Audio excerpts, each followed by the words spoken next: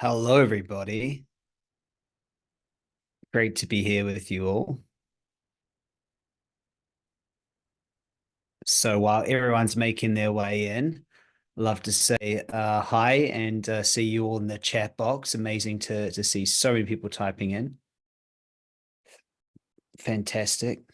453 people here already, which is a good start. Thanks, Lainey. Thanks. Yes, it is live. You can test if it's live by typing in the chat box and if you need to. Hey, May. Nice. Hey, Randy. Cool. Great to be here. Just letting everybody make their way in, which is fantastic. I'm so excited actually about what I want to cover today, some advanced stuff, which will be fun. And we're streaming out there on YouTube, which is good too. So great to see you over there on YouTube. I won't be able to see your comments on YouTube, but I thought I would share it out there anyway. So if you get knocked off Zoom for any reason, you can jump onto YouTube and have a look as well. So I'm streaming it out there too, which is really fun, actually. Really fun. So today is a special day because, it's the start of something really, really exciting, which is this brand new program, How to Manifest Anything. So who's already in the program, How to Manifest Anything? Who's already in? I think there's about 30 odd people that are already in the program, which is fabulous. And then who's here to try before they buy? Who's here to see what it's like today and see if it's for you? Yeah. If you're in the inner circle, it's already there, of course.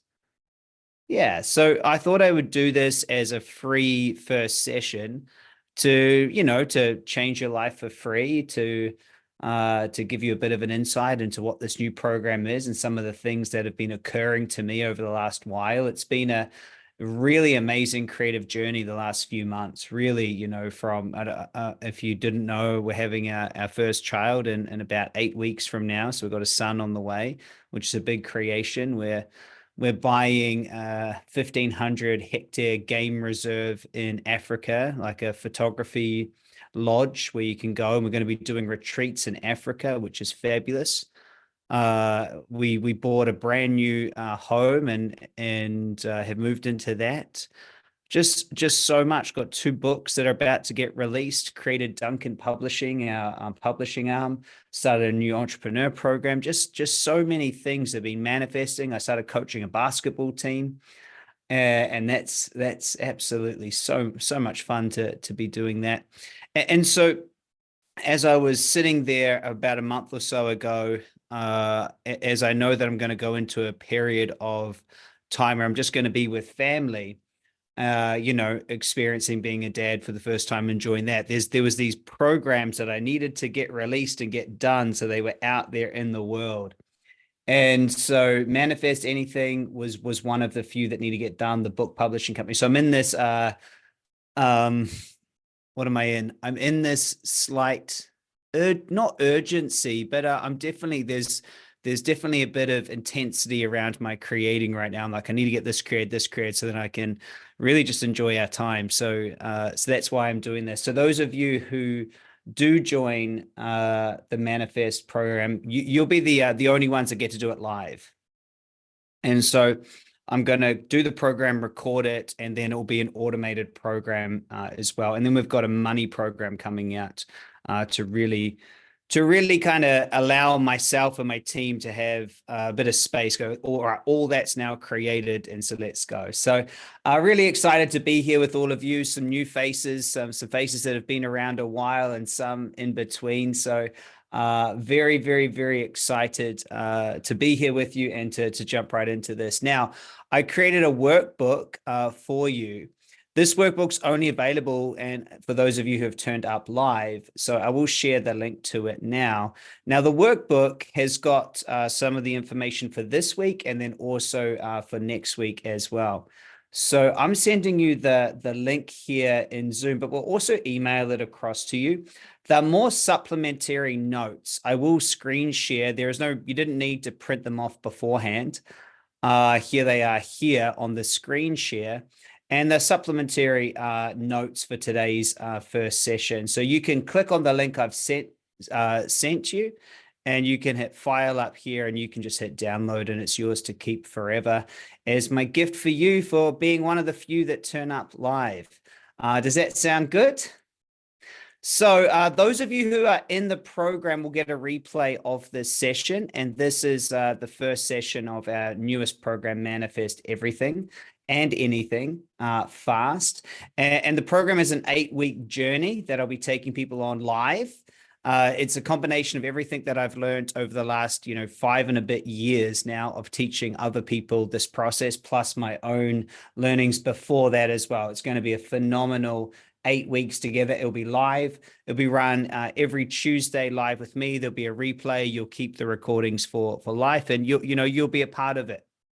Does that make sense? You'll be a part of it. So that's going to be really cool. Today is the first session. So the first half of today, I'm going to introduce the course and everything that's involved, and then we're going to get right into doing work. Does that sound good? There'll be closed eye exercises. There'll be writing down notes. There'll be doing everything you need to do to get settled and get started on this amazing journey. So I thought I'd give you this one for free. Does that sound good? So this one's for free. You can be here, no obligation. You get to enjoy it. And those of you who want to continue for the 8 weeks, the 8 weeks will start next week. Does that sound good? So you can just sit back, you can enjoy, you can relax, get into the content, really apply yourself. And if you choose to stay with us over the next 8 weeks, it's great. If not, it will get recorded and turned into a program, and you can get it later. Okay. And so that's the deal, really. So we'll go for a roundabout. I think it's going to take about 3, maybe 4 hours today when I'm looking at the awesome exercise and content that I've got planned. And so, just treat this like a real seminar, like you're here with me. You're really choosing to learn something. And just think about that. You're the creator of your reality. So just for a moment, I just want you to step into your own experience and knows what is it that you want to create from today, right? You're here, you're live, you made it to the session, you're watching it, you're here, something's important. And just allow yourself to be open and honest with yourself about what it is that brought you here. Really, just with yourself. You don't need to share with me. This is for you. What brought you here today? Is it more learning?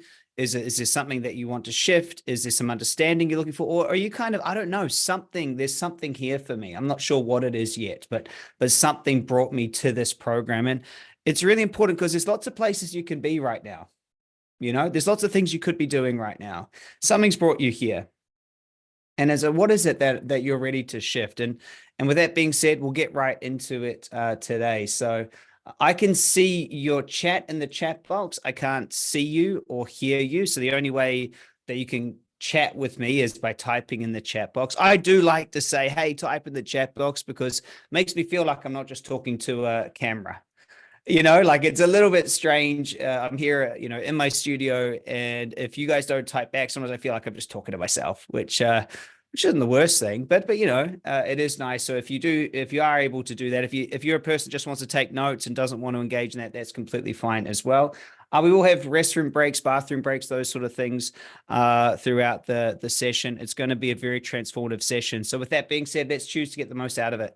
I've really prepared some great stuff today, and so we'll get right into it. Hey, without any further ado, let's get started. How to manifest anything, which it's a really big claim, but the truth is there's a predictable way to manifest absolutely anything and everything you want. Does that make sense? It's like predictable, and it's so exciting to understand that your impossible can become reality. So my question for you is, what is something that feels impossible today? Right? Something that you've been working towards. What is something that's, oh my God, it feels impossible. Like, why can't I get it? And let's light up the chat box with this. What is something that is impossible today?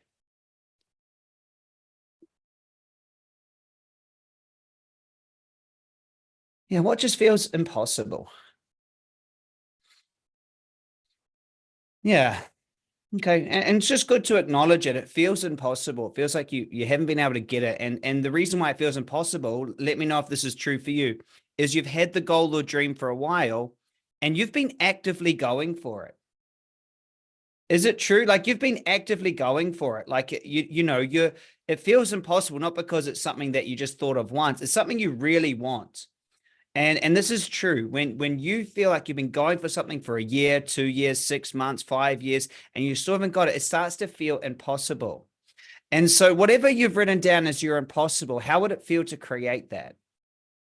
To really create that impossible thing. How would it feel? Because I remember many things that were impossible for me are now I'm living, like it felt impossible to build a worldwide movement of superconscious work. Like that felt impossible. To raise over $30 million in capital to purchase some land in Africa felt impossible. Now it's happening. To have to be someone who didn't even finish high school and now be a multiple best-selling author and on the New York Times best-selling list, impossible. And so impossible can't become reality. We first must define what it is we want. And so what is impossible today is tomorrow's reality, if you understand what I'm teaching you today. Roger Bannister, he broke the 4-minute mile. It was claimed that it was physically impossible for humans to break the 4-minute mile. Now high school kids do it. Usain Bolt's a world-changing 100-meter dash of 9.5 seconds was once impossible. Now it's possible. Rosa Parks, she sat in the front of the bus. Susan Anthony said women should vote. What was impossible became possible. Who's following it? Who's following it? What was impossible becomes possible. See? Mandela said that apartheid should not rule. Gandhi stopped British rule in India. What was impossible became possible. Beethoven composed 5 of his best symphonies when he was deaf. When he was deaf. That seems impossible to me still. Stephen Hawking was completely paralyzed, couldn't speak, yet he was married twice, had 3 children, and became one of the most respected physicists of our time. Whatever you think is impossible is tomorrow's reality when you understand what it is that we're teaching today. Ray Charles lost his sight at 7, started recording at 17, and won 12 Grammy Awards. Helen Keller became a published author with several books and over 400 articles, despite being blind and deaf at age 1.5 years. Whatever is impossible becomes possible. If you lived just 100 years ago, you would have never thought it possible to transplant a heart, fly people in a powered aircraft. See, drinking water safely without the fear of bacteria. These inventions made it possible, or even doing what we're doing right now, right? Just for fun, everyone type in where you're calling in from. There's 767 of you on here right now, and it's possible that we're having a conversation with video and audio in real time. I remember listening to the radio, and the radio was delayed when I was a kid, and now we get everything real time around the world, right? Look at that. Isn't that amazing? And so what humans are consistently doing is going into that impossibility and bringing it into reality. So I want you to know, whatever you think is impossible is actually just your tomorrow's reality, okay? Just because it hasn't been done doesn't mean a thing. Just because it hasn't been done for you doesn't matter at all. Nothing, in fact, is impossible. So why don't we not have what we want? It's because we hold on to our past. This is J.K. Rowling. She gave away $1 billion. J.K. Rowling, she wrote Harry Potter. She wrote Harry Potter as a single mom living off welfare checks. Amazing. She overcame her past and created an elite future. This is Albert Einstein. He didn't speak until he was 4 years old. Isn't that interesting? His teachers thought he was lazy, and he developed the theory of relativity, which many of us still can't wrap our heads around. This is Jim Carrey. Jim Carrey was homeless and had to drop out of school to support his family. And he created some of the best characters in some of the most famous movies of the last 40 years. You see, he wrote down on a check that he'll make $10 million and signed it to himself. He made exactly 10 million from the movie Dumb and Dumber. This is Steven Spielberg. He didn't even make USC and to get into the right college he wanted to get into. And he's the one that created Schindler's List, Jaws, E.T., Jurassic Park. He couldn't even get in the film school of his choice. See, they overcame their past. This is Oprah. I think most of us know Oprah's story, right? Horrendous upbringing. And she let go of the past and created a future. And so this is Jay-Z. And there's this Jay-Z. And no one's able to stop it. I think he's a billionaire, him and Beyonce. I have Jay-Z up on my wall, and I had one of our, I think she's on, Marianne might be on, and someone said, who's that? And she said, that's Beyonce's husband. I laughed so hard at that. I was like, that's Jay-Z, you know, it's not just Beyonce's husband, but he is. Well, Beyonce's amazing as well. And so the truth is this. Oh yeah, Marianne is there, yeah. And so the truth is this, is that you must overcome and let go of your past. You see that? It doesn't matter what your past is. It matters that you let go of it, because what we all are is super conscious. Does that make sense? And so I'm looking for 50 people to personally coach, master super conscious creation, intuition, and transform their life. Are any of you here right now? Because we have about 15 spots available in my inner circle program where you get one-on-one access to me. And we have this new program too. And so I want to know, what's your impossible goal? You know, what's your impossible goal? And do you have a desire to create more money, make a big impact, and create a life you love? Are you sick and tired of giving your power away? Literally always searching for the answers, making short-term progress only to be left frustrated. And are you ready to live your highest potential and fullest expression? Like, are you really ready to go for it? But most important, are you willing to do what it takes? Because most people are not actually willing to let go of who they've been. Not you guys, though. You must be courageous enough to let go of your old identity.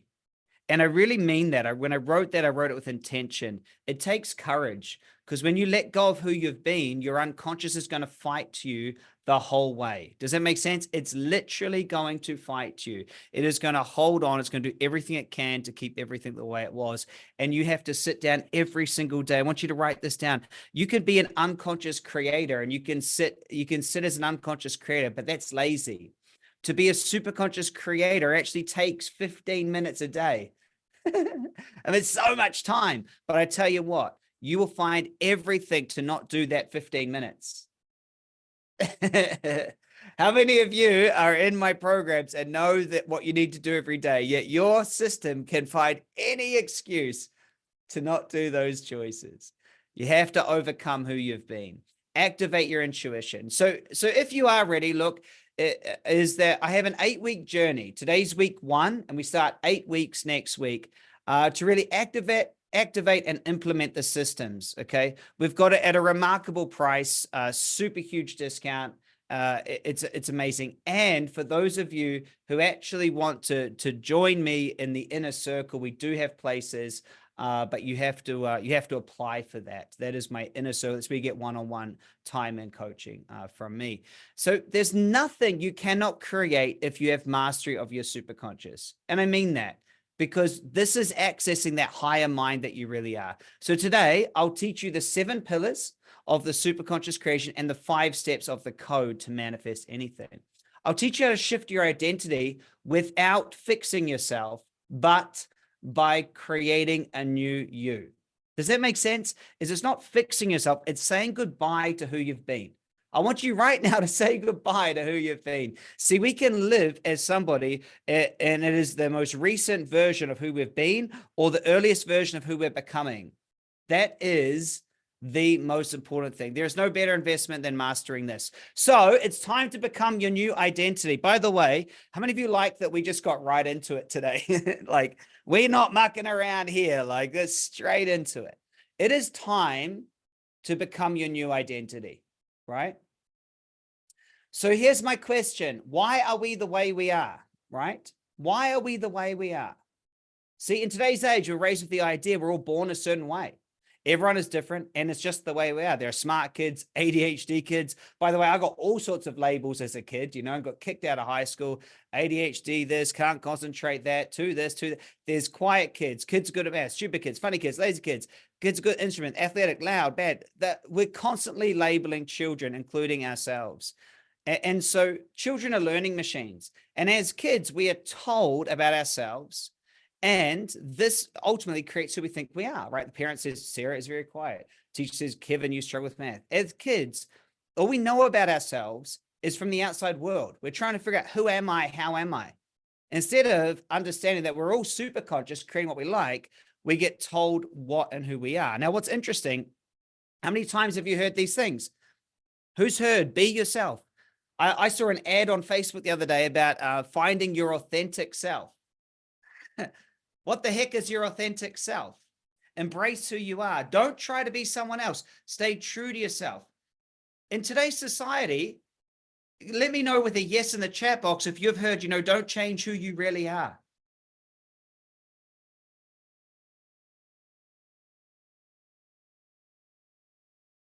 But then also at the same time, you don't actually know who you really are. And to create what you want to create, you're also told you need to change some things. Isn't that confusing? Stay true to yourself, but if you want something new, you must completely change, and you don't actually know who you really are anyway. And so even if we change, we're told we shouldn't. Like, changing is frowned upon. You've changed, man. You're different. Yeah, I know. I'm positive and happy and making tons of money now. You're right. I have changed. You see? This stay true to yourself. It forms such a deep, deep scar in our consciousness. And so you might be asking, well, why am I telling you this? Why would I be sharing this right now in a Manifest Anything? I'm telling you this because the education you've been given has misled you. I'm telling you this because it's not your fault at all. We've come into this world and we've been trained in a certain way by certain people with certain instructions, and it's not your fault.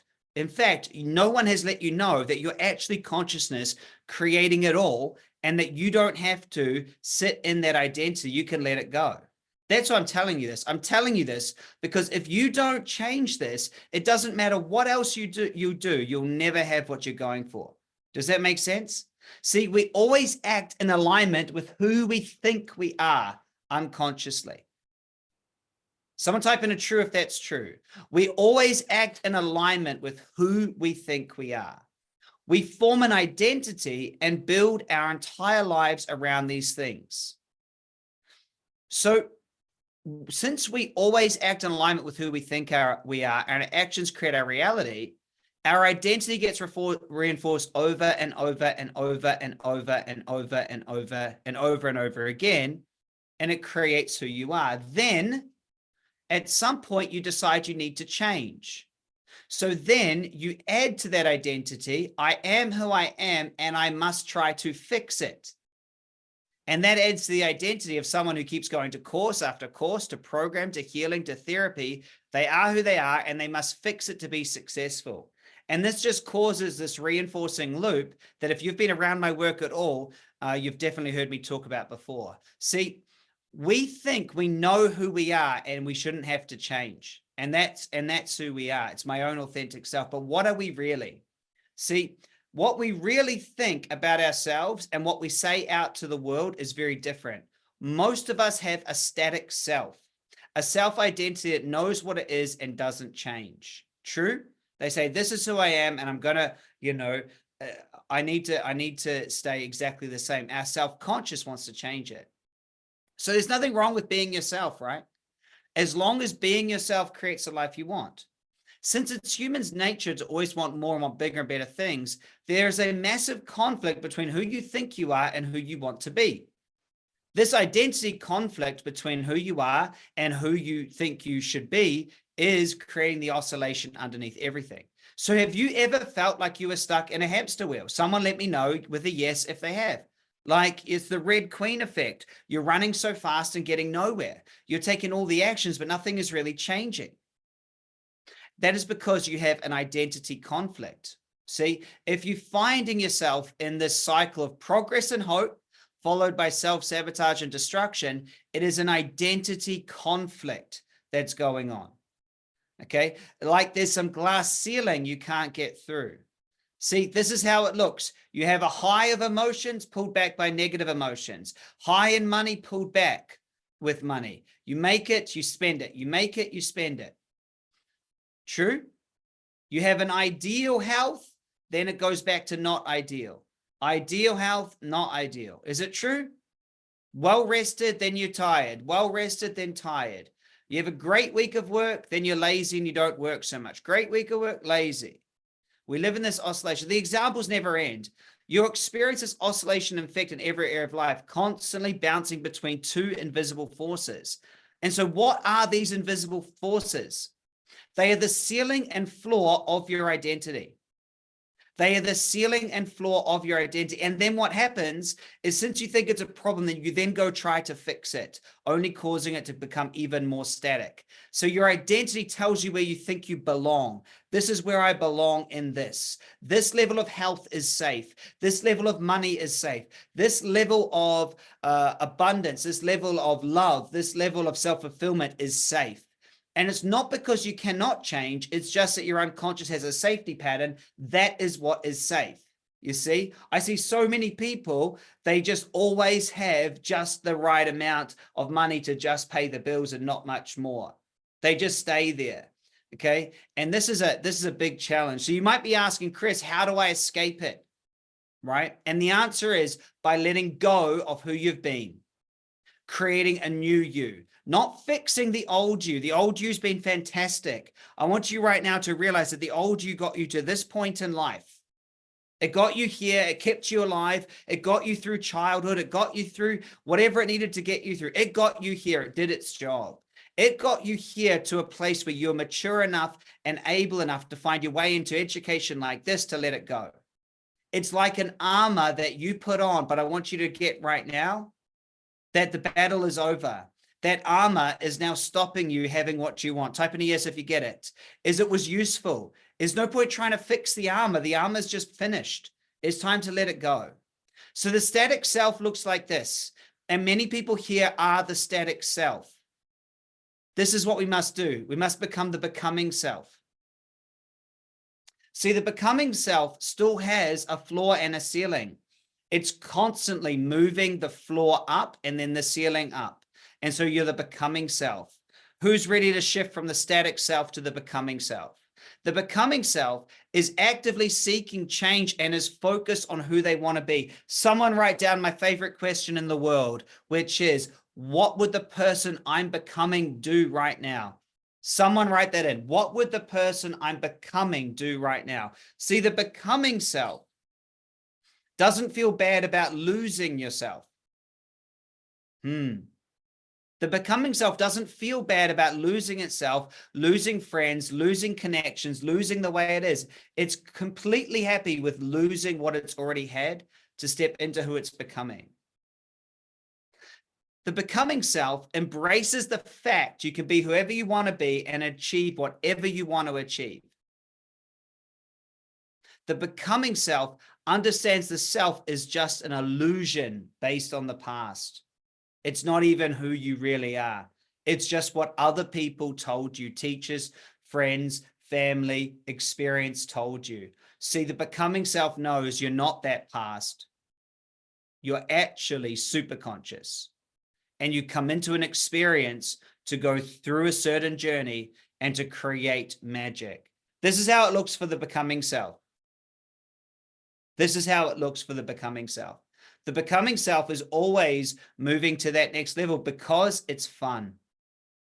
The becoming self is choosing who they're going to be and becoming that and allowing themselves to get there. So how do you change? It changes on the inside first. See, most of what we experience in life is in the invisible. True? Your inside creates your outside. So the reason why you have what you want in your life, why you have in your life, is unconscious patterns. And I want you to get this really important. There are people in this world that would be envious of what you have in your life. Someone type in a true if it's true. There are people in this world, in other countries or down the street or in different suburbs, and they would be envious. There's even people that are the younger you that are envious of what you have right now. And what you have in your life right now is easy for you. It's easy for you to do that.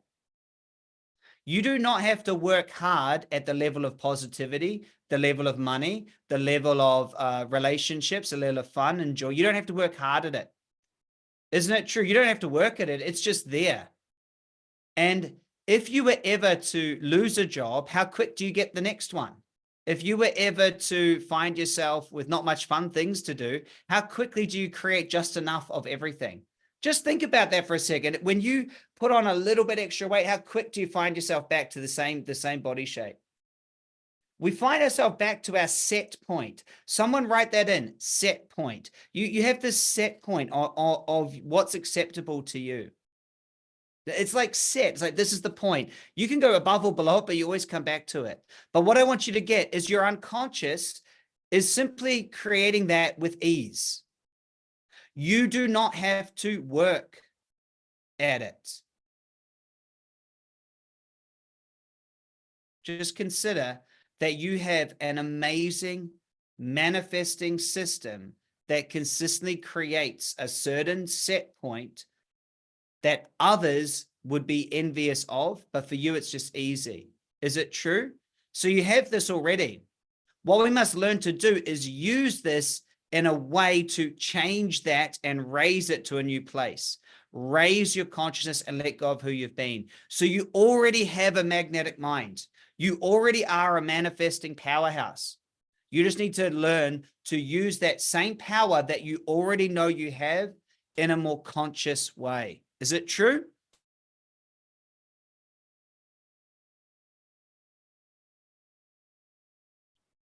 So the problem we've had is a lack of consciousness our whole life about how it is what it is. We've been living on autopilot without understanding how this magical system works. You were not aware. Raising consciousness is bringing your level of awareness and understanding to the world. When you raise your consciousness, everything changes. And I want you to get this. You must be willing to let go of everything in your current reality and in your past. Many conscious creators get dashed on the rocks of creativity because as soon as they start changing, that friend or that person or that house or that job disappears, and that friend is no longer around, or this or that thing starts happening, and all of a sudden they get scared. I've even had creators say to me, Chris, I'm creating way too much too fast. How do you get it to slow down? How do I get it to slow down? It's all too much. So you have to learn that when you become a creator, the current reality is all up for change. You must confront yourself and realize that you are the one that is creating it all. It's you. You get to create it. You are the one. You don't need to blame anything else. I want everyone to hear this right now. Many of you have had really tough upbringings. You've had things go right, things go wrong. And some of us have had harder ones than others. But this isn't a comparison game. One thing we all have is a completely blank future. And we all have the ability to let go right now. We all have that ability. So I want everyone right now to think about a dilemma or frustration that you have. A dilemma or a frustration. So I want you to think about it and notice how you feel in relationship to that dilemma or frustration. Just notice how you feel. Just notice how you feel in relationship to it. Now just please close your eyes. And as you close your eyes, I want you to imagine that you have no past. Close your eyes and imagine you have no past. I want you to make it up. Close the door on your past. Let it melt away, just like the ocean washing away sand. Just allow it to wash away. Imagine you have no past at all. And now from a place of having no past, how do you relate to that dilemma, problem, or challenge? Fill me in. How did that change from a place of no past? In the chat box.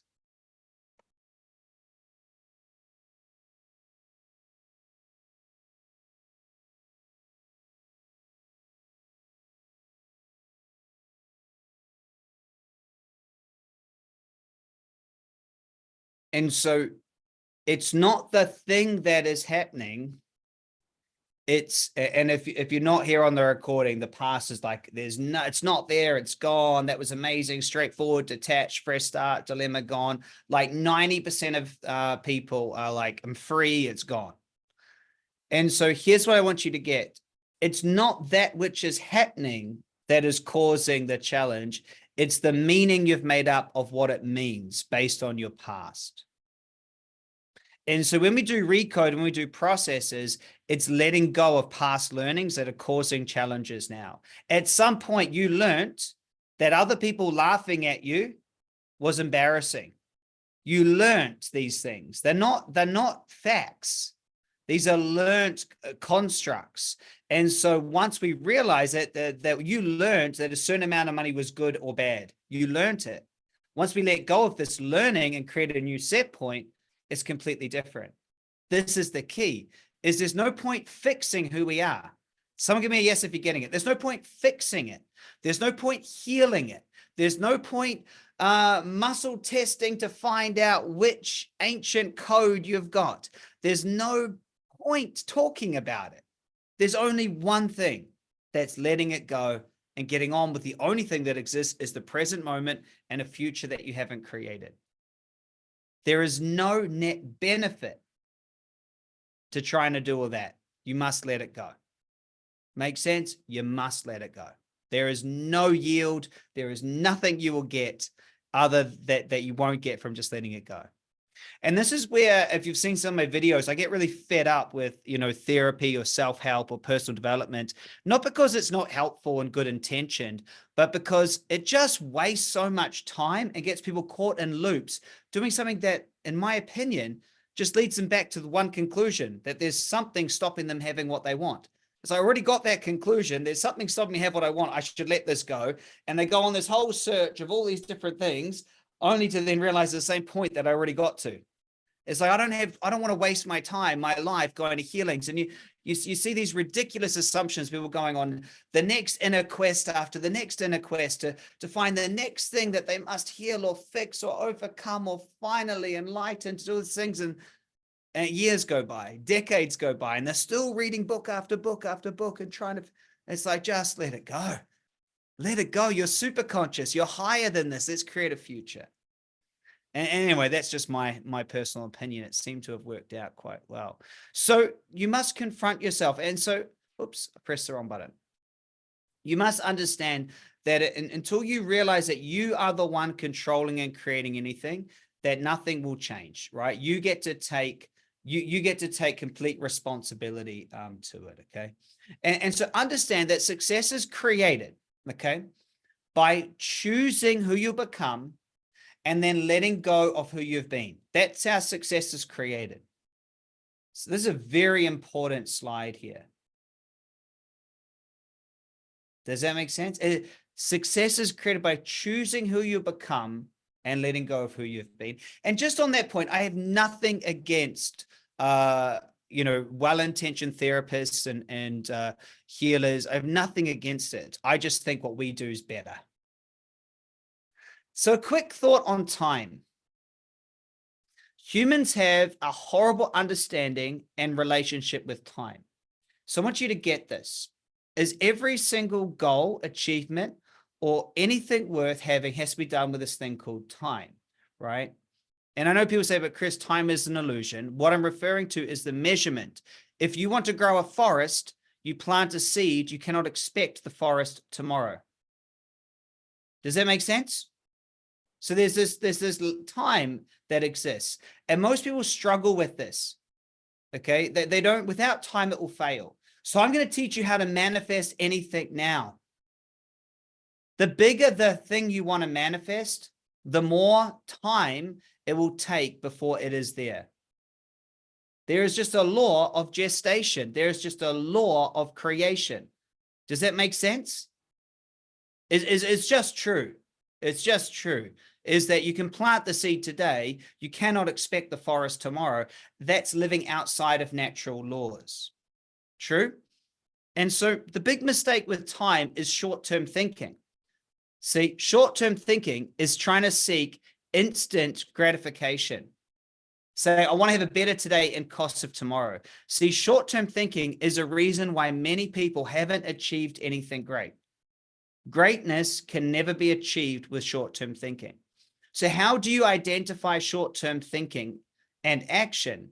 Well, it's something that feels good today, but is bad in the long run. Eating pizza, burgers, and ice cream when you have a health goal, playing video games, watching Netflix, drinking, smoking, sleeping till noon, spending money instead of investing. All of these, I want to have a better today at the cost of tomorrow. Does that make sense? And so just a quick thought on time, because we are going to go into how to manifest anything. But the truth is that you also, depend on the size of what you want to create, have to let that thing manifest. True? And so none of this is groundbreaking, right? But it's important to share, because everything now, but they don't understand time. They don't understand that we must allow something to grow and manifest. And the thing is, it's first created twice. Please, someone write this down. Everything is created twice. First, it's created in the invisible. Then it's planted into the physical. And then it is birthed into what it is that we have.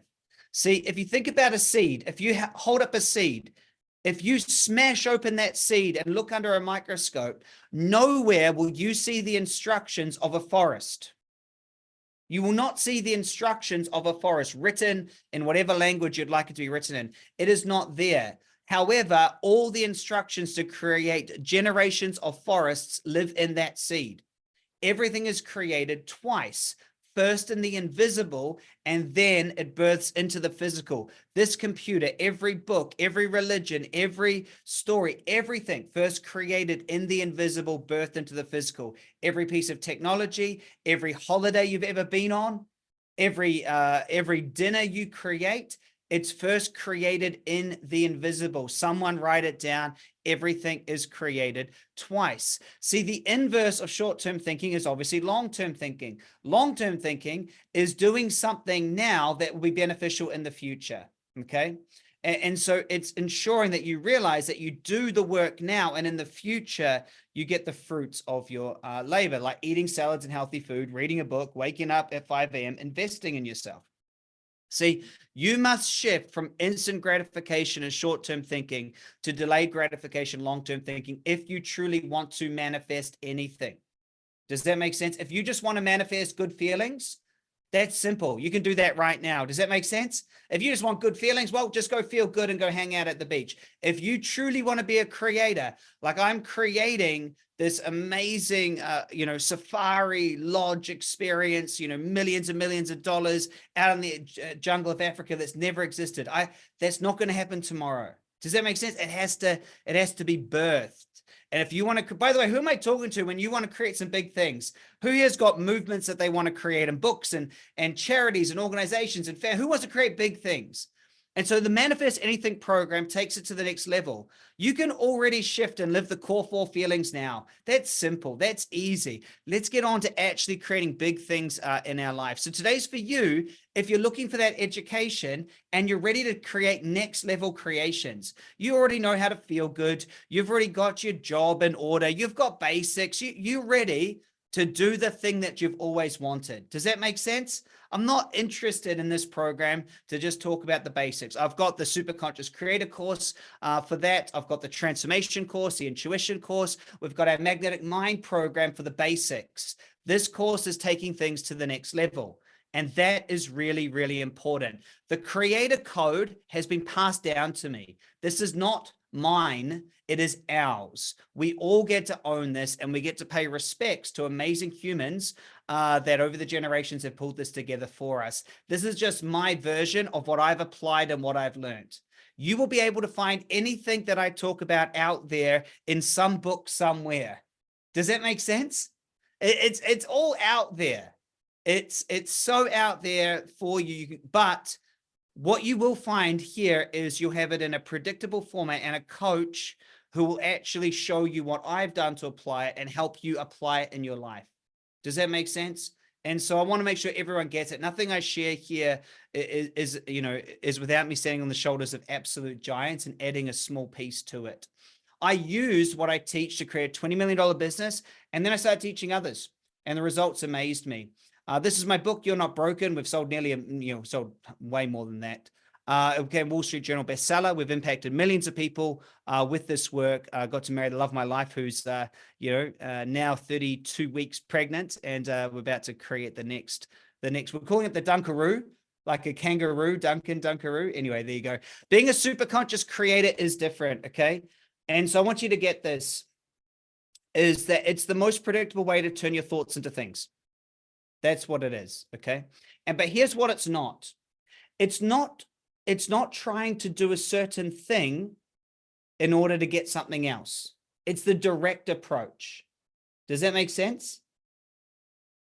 So what it's not trying to feel positive in order to get what you want.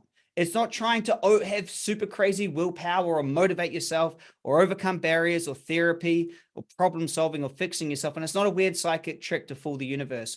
What it is, it's a direct way to turn your impulses, your desires into reality.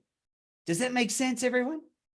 That's the end result of what I want. How do I manifest that? It's not trying to do all these other things. I want you to get it. You can manifest what you want and be a grumpy person. I'll just say that.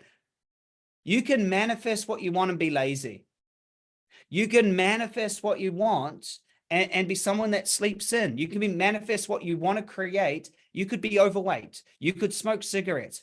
It doesn't matter about you. And by the way, none of that's advice. But I'm letting you know that those things are other creations. They don't need to be involved in what we're talking about here. I think it's better to have a healthy body weight and feel positive. I think that's great. But I want you to know it doesn't affect what it is that you're creating. And we actually know this to be true. Think about it. How many successful creators out there? Let's just think about artists, actors, and musicians. Let's think about business people that have gone and created amazing things, yet they may have been depressed or, unhappy or had other addictions and other things going on. Someone just let me know if it's true that you know of at least one or two creators who've been able to manifest things despite of being an imperfect human. I know of massive business successes who were not nice. They were jerks. I know of, politicians and leaders who had drinking problems. I know of musicians who were, into all sorts of weird stuff. And so this is what I want you to get, is the creative process is about turning your thoughts into things. When you apply the creative process to your life, you're the artist of your life. I want you to think about your future as a blank canvas, and you're the artist turning up to that blank canvas, and you're creating it however you want. See, by using the creative process and applying it to your life, you most likely will feel positive. It will look like you have willpower, motivation, overcome barriers. It will look like you have had some sort of therapy. If you use the creative process to create a life you love, it will look like you've solved your problems. It will look like you fixed yourself, and it will look like some sort of weird psychic trick, but it's not. Here's the creative process. I want you to get it. This is the too long, didn't read version. You choose what you'd love to create. You close your eyes and you energetically connect with that which you want to create. You use creative visualization to make it up.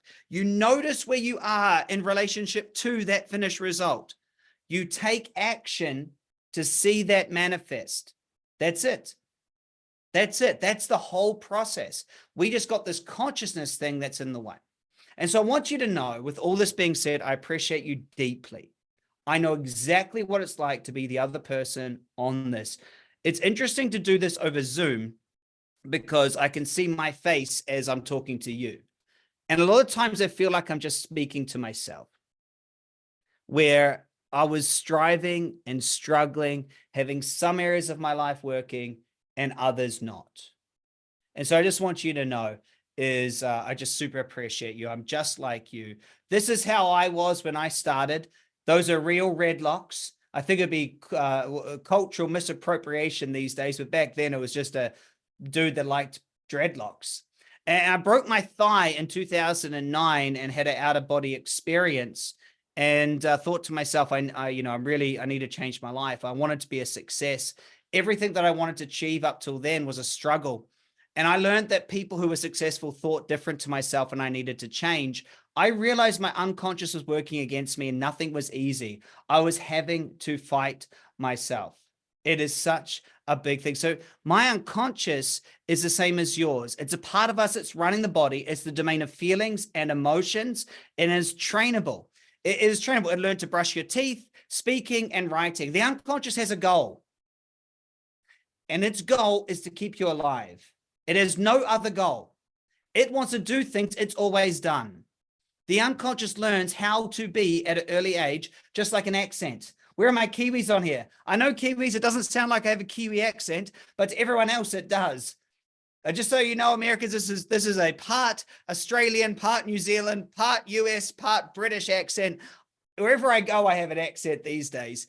But kia ora to all my Kiwis anyway. I'm from Wellington. So the unconscious learns how to be at an early age, and it doesn't change. And it doesn't change how to be. See, the unconscious goal is to stay alive and survive by ensuring that you belong to your family. You must belong to those that you come from. And so what it does is it finds, how do I fit into this system? How do I fit into this system?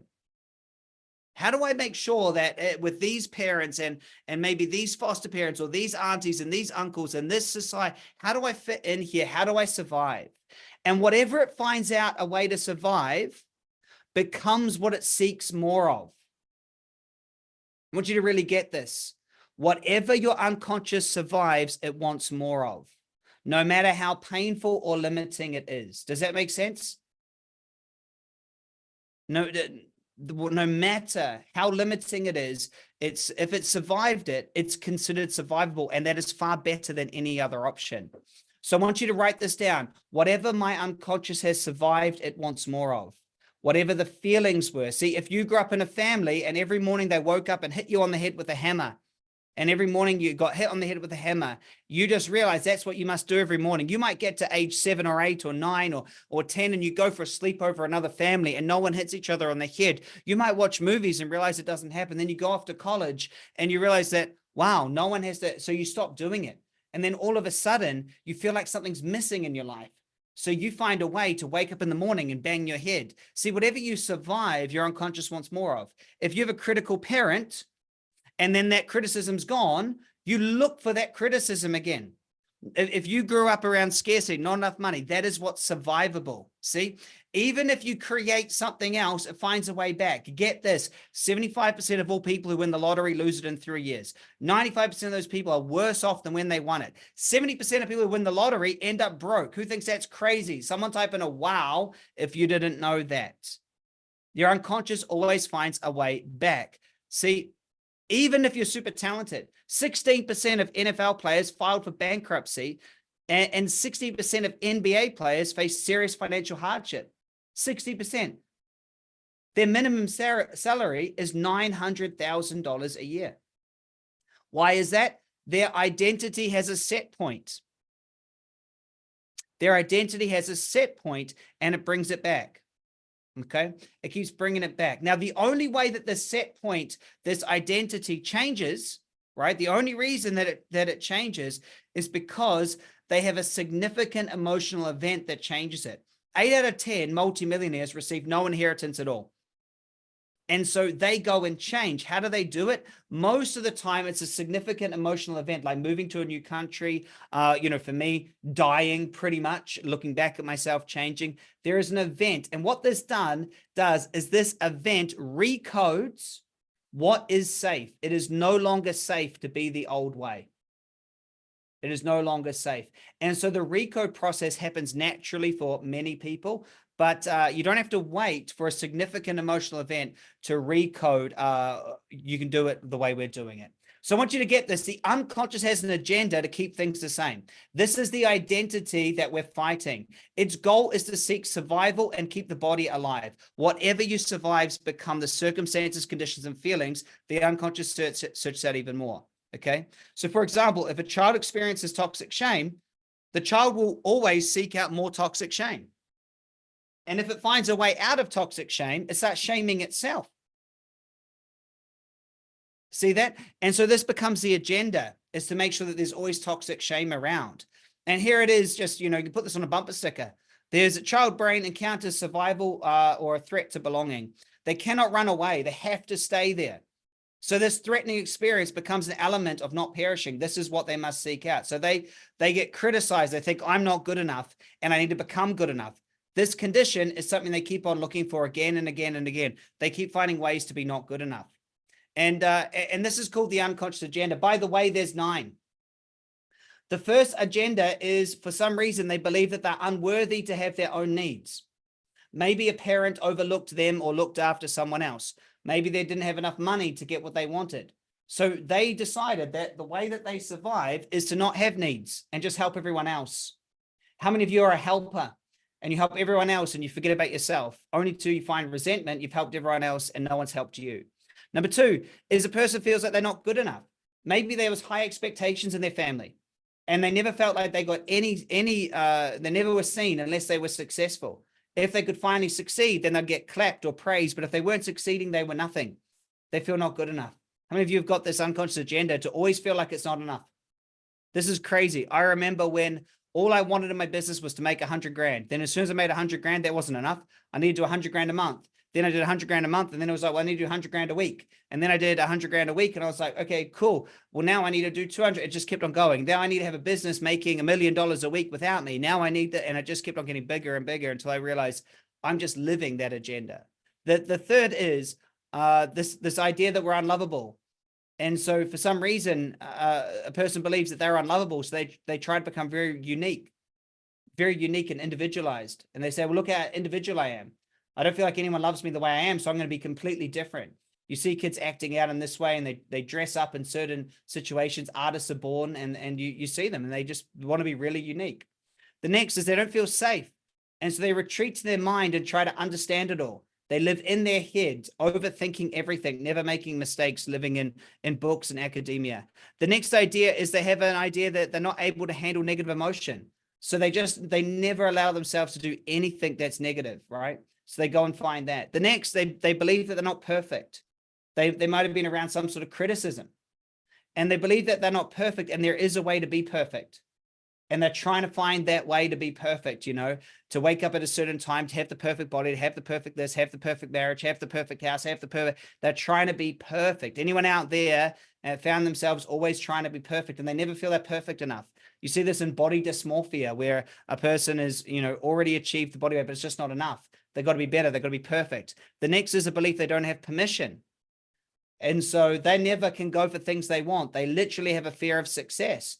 They don't have authority to be successful themselves. And they look for that authority figure, aligning themselves with it. And they need someone to say, you can have success, but they can never actually have it in the way they want. The next is the agenda that they cannot handle conflict. So they just think, you know what, I'm not going to have any goals because I can't handle conflict. The last is they believe they're powerless. And so these agendas are there. And what happens is the belief is formed early, and then they try to escape it. And the more that they try to escape it, the more it's just always there. And this is the unconscious. This is what we're going to let go of and leave behind. And most of us are a little bit of all of them. Do we have any overachievers out there that are a little bit of all of them?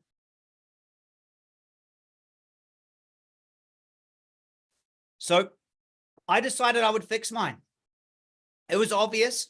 I needed to get rid of the agenda. So I just tried everything I could, right? NLP, EFT, EDMR, hypnosis, therapy, retreats, coaches, healers, books, seminars, cassettes, CDs, videos, new diets, new relationships, meditation, chanting, breathwork, blah, blah, blah, blah, blah. Anyone else? That's what I did. And I seemed to get more stuck. I was doing lots of work. I was committed, but my life really wasn't changing.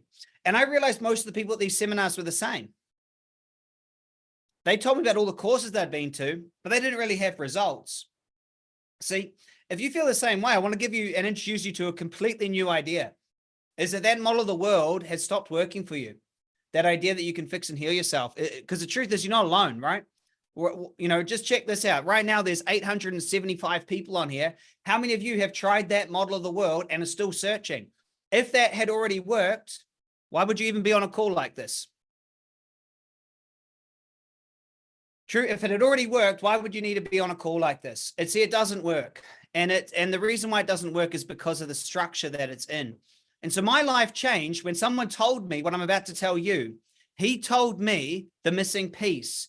And I was in that world. And he said to me, he said, Chris, nothing is impossible unless you keep trying to fix yourself. Then all you're going to do is find more things to fix. He said this to me. I want you to get it. He said, Chris, personal development, self-help, therapy is broken, not you. He said that industry was doing more harm than good. He said, Chris, you need to be it to see it. Since you are consciousness creating everything, every time you try to fix yourself, you create an identity needing to fix itself. Every time you try to improve yourself, your consciousness creating, so you create an identity that needs to improve itself.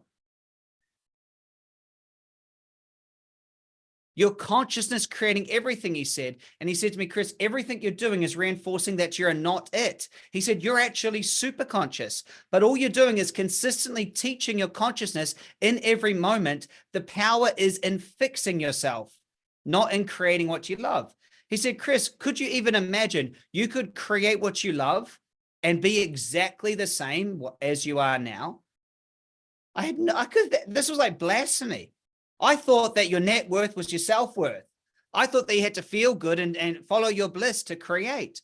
And then he took me on a journey of amazing creators like Abraham Lincoln or Nelson Mandela, J.K. Rowling, these people that I shared with you, and they're not perfect individuals. Michael Jackson, Prince, they're not perfect. Richard Branson, Steve Jobs, Oprah Winfrey, Serena Williams, they're not perfect. See, they're just creating, they're focused. He said to me, Chris, you need a coach. He's explained to me there's two structures. There's a creative structure and then there's a problem structure. The problem structure is focused on a wound and has a psychological tension to try to be perfect, be good enough, be whole, and it focuses on something that is wrong. Now, if you look at like Picasso or the great artists or musicians, is instead of focusing on that, they acknowledge that's how they are and get on creating. And so we have one part of us that wants to create something new. Is it true? One part of you wants to create something new. What is it? What is your impossible goal? More money, better relationship, new house, new home. What is it that's new? You have something new. Then you have another part of you that wants to not change. This is in the invisible. This is silent. This is unspoken. And it lets you know it doesn't want to change by giving you fear and worry and judgment. So one part of you, your thinking brain wants to change, yes? And another part of you shows you it doesn't want to. It puts on the brakes, it distracts you, it creates an illness, it creates a sickness, it does whatever it can to keep you right where you are. And you are in the middle. You start going for what you want. And as soon as you start going for what you want in the invisible, your unconscious wound starts pulling you back. True? And as you go, the further you get to finally breaking through to what you want, there's more pull on your unconscious. You find yourself unmotivated. You find yourself depressed. You find yourself sad. You find yourself depressed. And so then you think, I need to do something. I feel sad, unmotivated, depressed, scared, worried. I need to go fix that. So you do something to fix that, heal that, improve that, let that go. So you go back to fix it. And as you walk back to fix it, you stop focusing on what you're creating, which is the agenda doing what it needs to do. And this becomes your life. You really go towards what you want. Some negative thoughts and feelings come in and pull you back. You're back in the unwanted experience where you don't have enough money. So you choose, we're going to create more money. Oh, I'm overworked. I need a holiday. Oh, I don't even know if it's right. Is it even really worth the stress? Gosh, I really hate that I don't have enough money. I'm going to start a different business. I do something else. All right, here we go. As I go, oh gosh, I just can't do a webinar. Oh man, this is so overwhelming. Oh no, it's not for me anyway. I really don't. Maybe it's something else. I'll try a new multi-level marketing thing. Let's go. We'll go for it. Here we go. Why did I try that again? I know those things don't work. Oh gosh, you know what I need? Property. It's a good time to be in property. Property. Let's go for property. Let's go. Oh my God, it's scary. Interest rates and banks and paperwork and overwhelm and holy crap. Fuck it. I'm going to start a new diet. I'm sick of this. I'm going to start a new diet. You know what I'm going to do? I'm going to eat just bacon and meat. That's it. I'm just going to eat nothing but meat. Wow, that really didn't work. So I'll go back. Oh, you know what I should do? I need a cleanse. So I'm going to go completely alkaline. I'm going to do the alkaline diet. That's it. Alkaline diet. This is so freaking boring. Oh my God, just eating nothing but fucking broccoli and soup. Oh my God. You know what I need to do? I just need to have a goal. I'm going to run a marathon. I'll run a marathon. Let me go for the marathon. I'm going to run a marathon. That will be it. Running a marathon at my age with these knees? Are you kidding? That's ridiculous. I need to do something easy. Let's do yoga. I could just do this for an hour if you want. I'm just telling you my life. And so many of us go on that journey, don't we? And we just, the further we get to it, we go back and then we go to fix ourselves. So I want you to get this. Success and failure are structural, not personal. Your superpower actually lies in your unconscious, which I'm going to talk about on one of the weeks. We really go through that. The typical self-sabotage story is that the goal violates your unconscious identity and agenda, so you find a way back. Does that make sense? Is that the goal violates the identity. The goal violates who you are. So you find a way back and you go back to that static self. Then you try to fix yourself. So you teach your unconscious you're broken and unable to have what you want just how you are, which leads to a lifetime of trying to fix yourself. But I want you to know that there is a different way. Someone type in, phew, there is a different way. And that is that you can become it, okay? And we've already done this exercise. Is that you can live without a past. You must let go of your old identity. All the conflict is created by an identity that lives in the past. So what we must learn to do is let go of the past. That is the answer. That is the antidote. And everything I teach is based around that, is knowing what you want to create, let go of the past. That's it. Simply in 2 sentences, what is it that I will get out of this program? I will let go of my past. Make sense? So I went out and found all these trainers and went around the world who all mentored me. And I learned 3 different ways to work with the Superconscious. It cost me tens of thousands of bucks a month. So I'm going to get into our notes over here. How are we all doing anyway? Let me just check, and I'm going to get into our actual notes now. That was just the introduction. Good introduction. I spent about an hour. We're going to go through the 7 pillars and everything else. Lots of new content coming your way, unless you're in the inner circle and then you've seen it all. Cool. So just cover a couple more things, then we'll have our first restroom break. You guys are doing absolutely amazing, and I so appreciate all the energy in the chat box. So welcome to Manifest Anything, my latest program. Because what I did is I did learn to let go of my past and create something absolutely amazing compared to that. I believe you're not broken. You're super conscious and you're the powerful creator of your reality. So here's what I'm going to cover today in the first session of Manifest Anything. And can I ask, who's already decided that they need to join the program? At the beginning, and say, oh yeah, I'll have a look. I'll see if it's for me. But who's already gone, you know what? No, I'm going to do it. It's 8 weeks, starts next week. It's incredible. I'll talk to more about it at the end. But today I'm going to cover these pillars. The first is the 5 steps to create everything or anything you really love.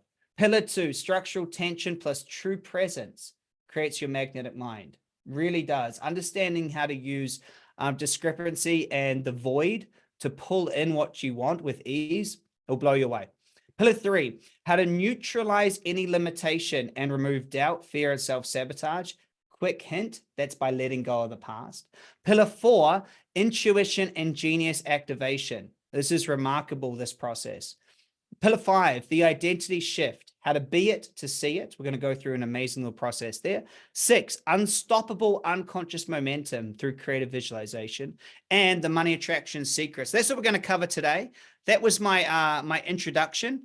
And when you get back from a short break, we're going to get right into the work for Manifest Anything. So I am so thrilled to be finally getting to this program. Manifest Anything. It's an 8-week program.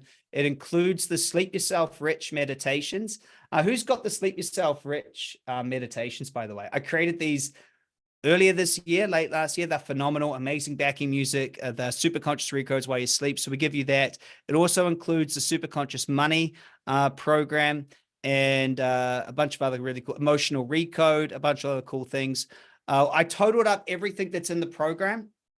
And you can go buy it all on our website. It was just over $5,000, and it's 888. Well, it's actually 3 payments of 333, or if you pay in full, it's 888. You save $111. And people say, Chris, why is it 999, 888, and 111? And I just look at them like, because of Tesla. Like, of course. So it's 3 payments of 333 or 888 if you pay in one, which gives you a $111 discount. Because if you get it, you get it, right? You get it. And so anyway, I'm only going to do it live once. Okay. So we'll have a short break and we're going to get right into, so that was the intro. And now we're into the first session of Manifest Anything. Does that make sense? So it is 12 minutes past the hour. And you can all stay for the session for free, just so you know. The first session's on me. I'll give you the first session is on me. It's free, so you don't have to pay anything right now. We'll get right into the first session now. So have a quick break. It's 12 minutes past the hour. What do we need? 5 minutes? Yeah, that'll be more than enough. 5 minutes. Get a quick bathroom break, toilet break, coffee break, tea break. Throw some food at a cat, a dog, or a kid. And I'll see you in 5.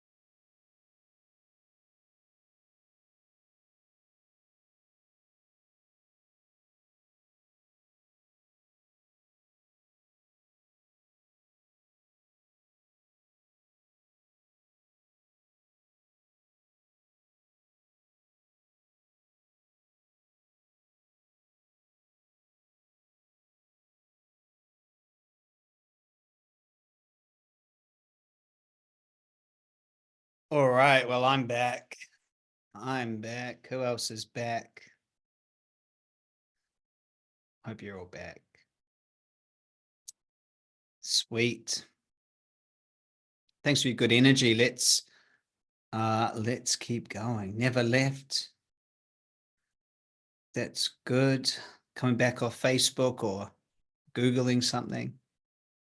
I appreciate all your energy. It feels great to know that, obviously I'm giving my energy here. It's great to get the energy back in the chat box. Appreciate those of you who can, and those of you who like to write notes, and that's great too. So there's no expectation. I'm just appreciating those that are in the chat box as well. It does feel good. And I know some of you think, oh, Chris, this chat box keeps flicking up.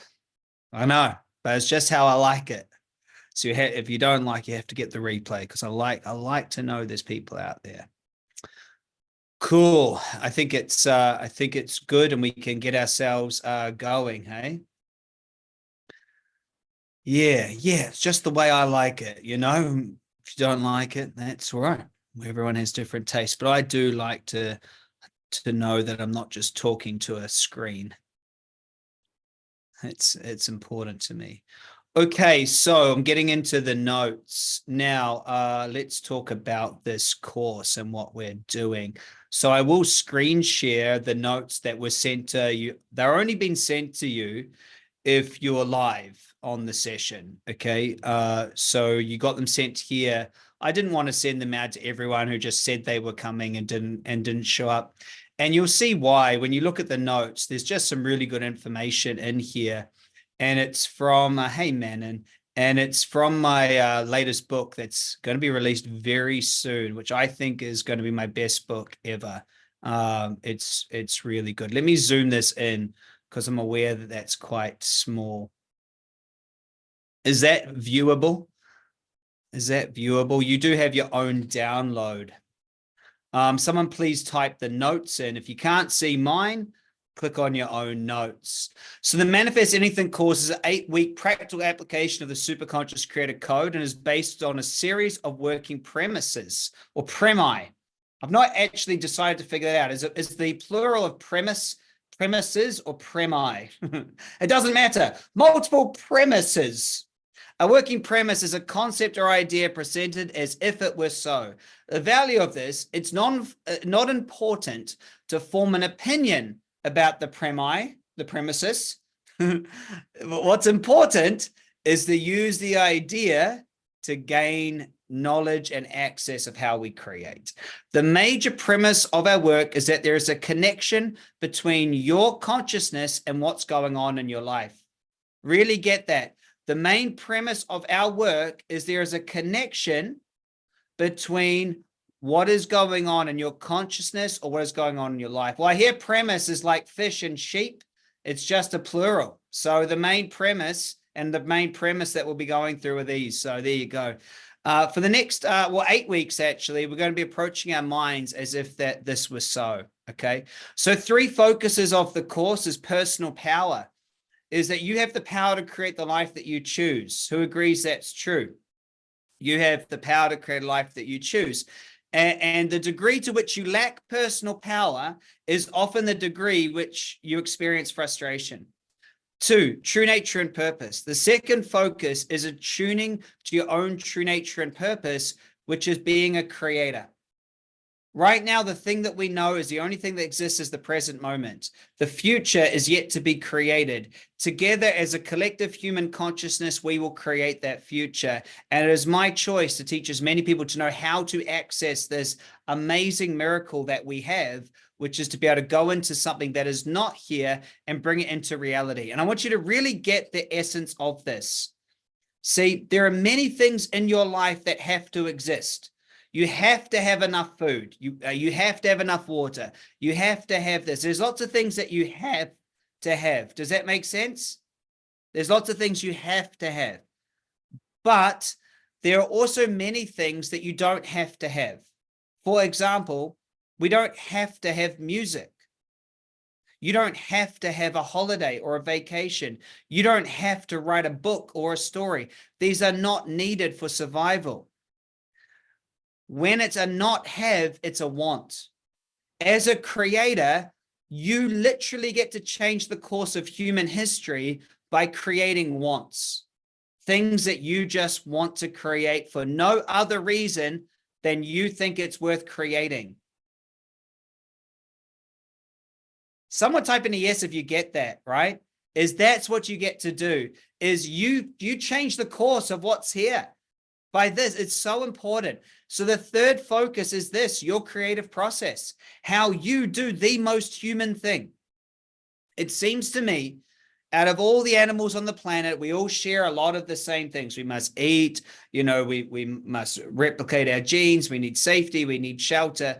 But it seems to me that the only thing is that humans really do different is this ability to go into the invisible, make things up, and bring it down into the physical. It is marvelous. It's the most human thing we can do. It's incredible. And it's so important. And so our consciousness is what we're mostly excited about. So here's some thoughts about this course, okay? So our consciousness works diligently to create a model in the world in which the human can live in and rely on. Human beings function automatically to distort sensory information provided them by the world. This process converts a chaotic everything into a hyperstable something that can be described and predicted. The world that results from this massively unconscious transforming can be experienced as stably friendly or unfriendly, positive or negative. Holy moly, what a way to kick off the course, Chris. I told you this course will be different than anything you've ever experienced. Your consciousness, really get these first two paragraphs. Our consciousness works diligently to create a model of the world which the human can rely on. It converts this chaotic thing into something that's predictable. This is why you consistently experience the same thing over and over again, because it's predictable. Does that make sense? It's predictable. The next piece. Our human software includes a hidden, quote, back door that gives us a nearly instant access to the patterning our brains use to keep us safe and whole. When we get access to this patterning, we can revise it, which is useful because the version of us that our brain is protecting is rarely more than 5 years old. Most of the time, the reasons why we don't change is because of a battle that was over long ago. We're still trying to figure out how to belong in a family structure that for some reason, sometimes hasn't been that family structure for decades. See, our human software that we've got has a back door. And that back door is someone's language. We can get into exactly how someone's creating their reality through their language. First, of course, we have to know what they're like. See, language is a representation of reality. A little attention to the structure of a person's everyday language patterns reveal hidden limitation in their model of things. And this makes it very revisable. And again, first of all, they have to know what they want to create. This is the key. This is the key. Old patterns of meaning making and behavior, no matter how limiting or pointless they may seem, are still there and operating in our lives for really, really, really, really, really, really, really good reasons. It is useful to recognize this before we set about changing them, which is something we can do at any time. So I want you to get this, is that the way that your life is right now is the way it is for a really good reason. That really good reason just happens to be something that hasn't been around or existing for decades. It's literally outdated information. You are still wearing the battle armor that your 3-year-old put on. You are still trying to fit into a society and structure that you walked into maybe 30, 40, 50, 60, even 70, 80 years ago. when you came into that structure, your consciousness was going, how do I grasp this? How do I fit in? And it created a pattern. That pattern is still playing out today. That pattern of not being allowed to have what you want, that pattern of not being worthy, that pattern of not being perfect, that pattern of not belonging, that pattern of not feeling safe. Does that make sense, everyone? Is that pattern is still there? All our internal conflicts and our most stuck experiences are like the way they are because it's been designed like that. Internal conflict, write this down. Internal conflict is our way of trying to have everything we would like. See, internal conflict is our way of trying to have everything we'd like. See, we feel conflicted about posting a video on YouTube because we would like to be seen, but we don't want any rejection. Does that make sense? We want to have both, and so we feel conflicted. Internal conflict is, I want to have a healthy body, but I really like the taste of Doritos. Does that make sense? That the internal conflict is trying to have everything. I really want to have a business, but I don't want to have to do the things to start a business. Someone type this in, please. Internal conflict is our way of trying to have everything we would like. And I want you to write this down. You can have anything you like, just not everything. You can have anything you like, just not everything. See, if you imagine being someone who can manifest anything as someone like you're sitting down at a Universal restaurant. If you sit down at a Universal restaurant, imagine that every chef that's ever existed with every food exists. You can have anything off this absolutely humongous menu. You can have anything you like, just not everything. See, if you actually want what you like, you want to enjoy a certain amount of food, but after a while you're full. And so you're not going to be able to have everything. So you must choose. Someone write that down. You must choose. See, you can have any of it, but you must choose. Would I prefer this or this? So you must choose. Would I prefer to have a house here or here? Would I prefer to have this experience? You got to choose it. You cannot have it all, and you don't want it all. You must choose. And so this is very important. All of our most stuck experiences are there because it's been designed to be like that. And our internal conflict is our way of trying to have everything we would like all at once. So we must choose. We're going to be asking this today. What is it that you choose to create?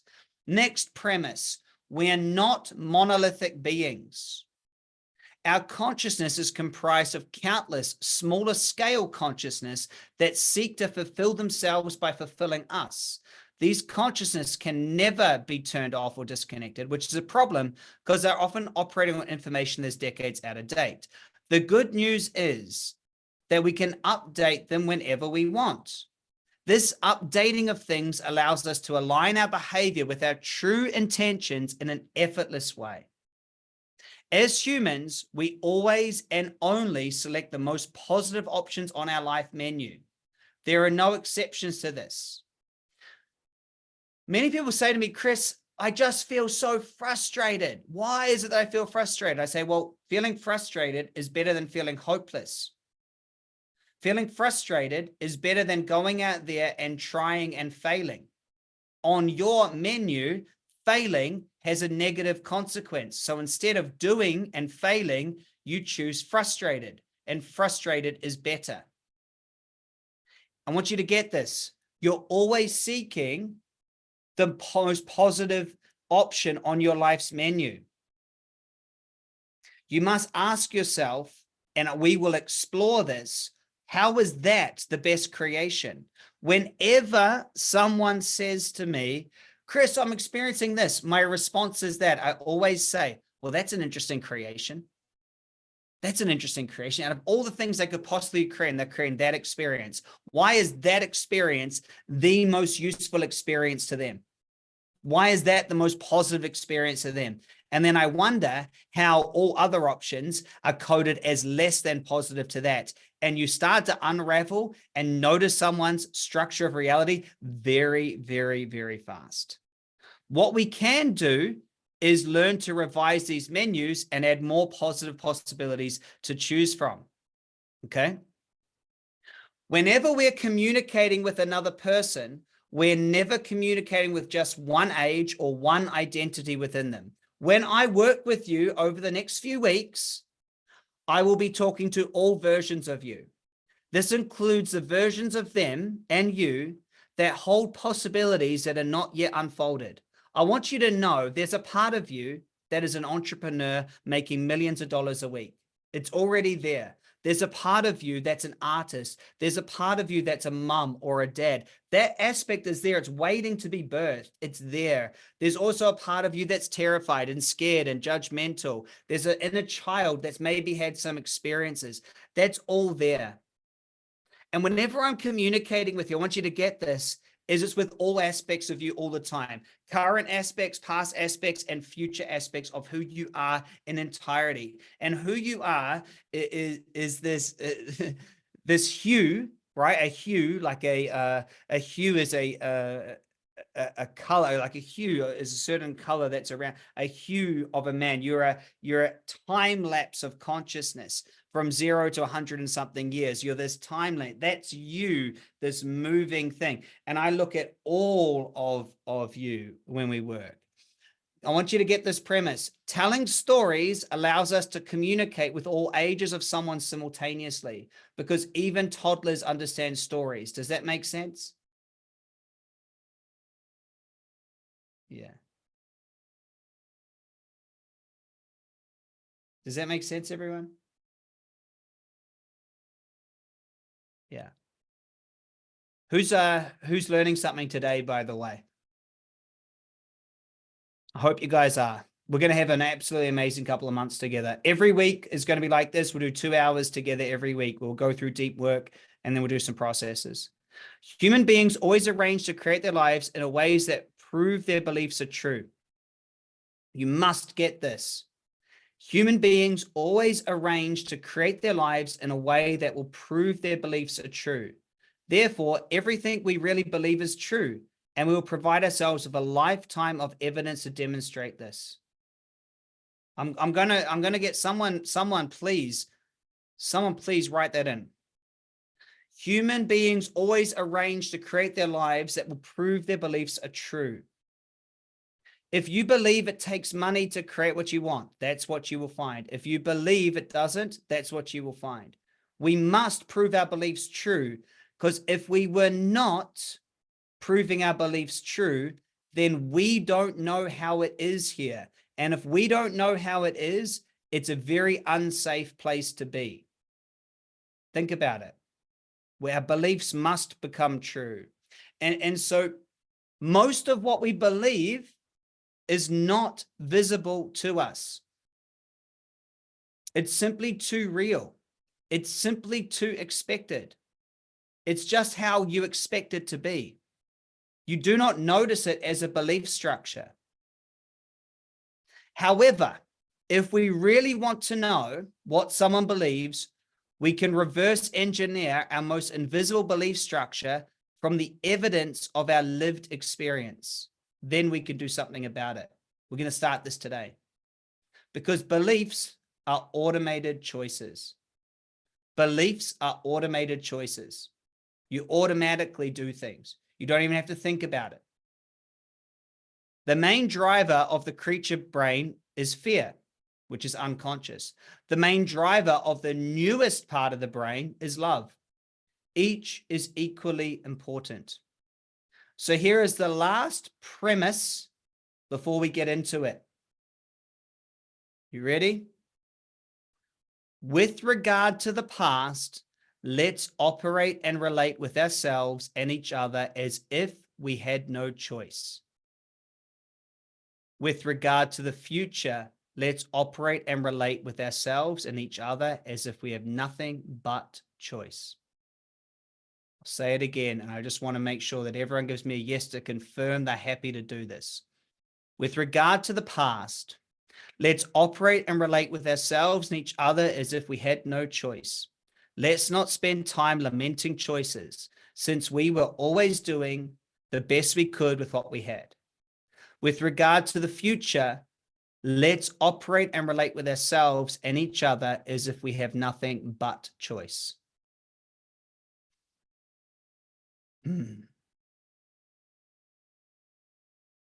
There is no point getting annoyed at a younger version of yourself who did not have the conscious awareness that you have now.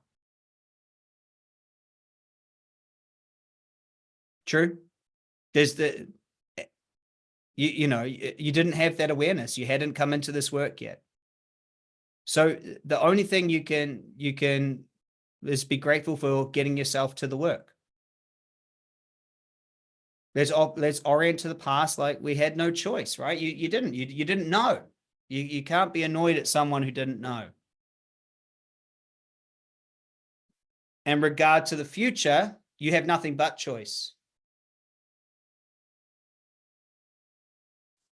The future has not been created or defined yet. It's all up to you. There's 888 people on here right now. Oh, cool. So the journey, I talk about this in You're Not Broken. And by the way, if you haven't grabbed my books, You're Not Broken or The Superconscious Path, you really should. They're both going to really help you have a better life. You can go to Amazon and get them. The journey to superconscious living starts out as pure creative spirit. That's where you started. You became an individual and you had a limited perspective. You got a name, you got an identity, and you couldn't look after yourself.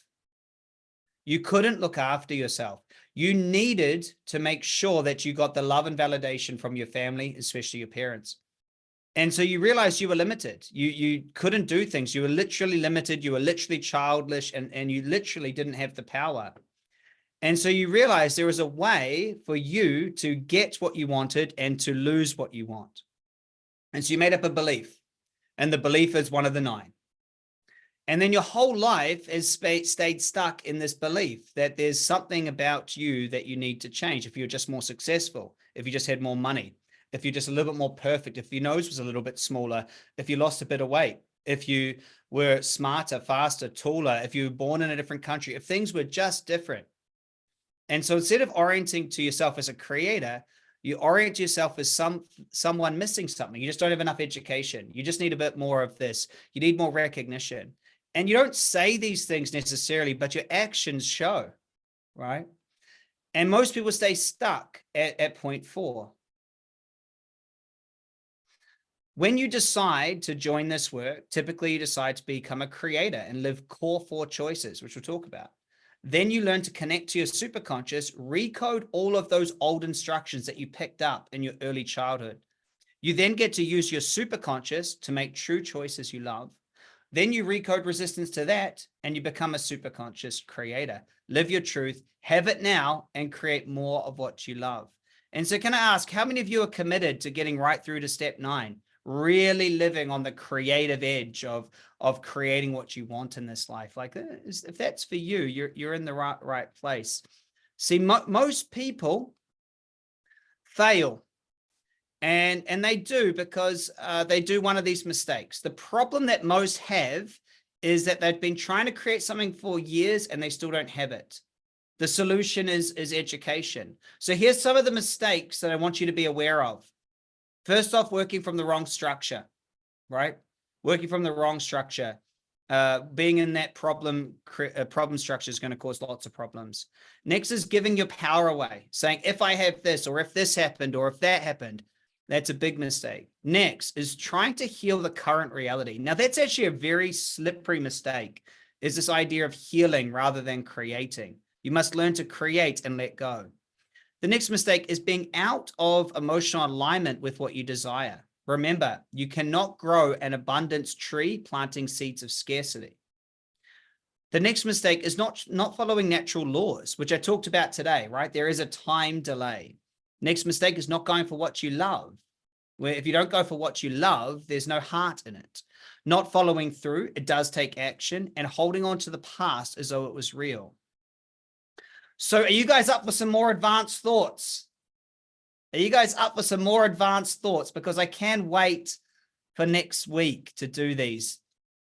We can do some more advanced thoughts, or do we wait till next week? What are we thinking?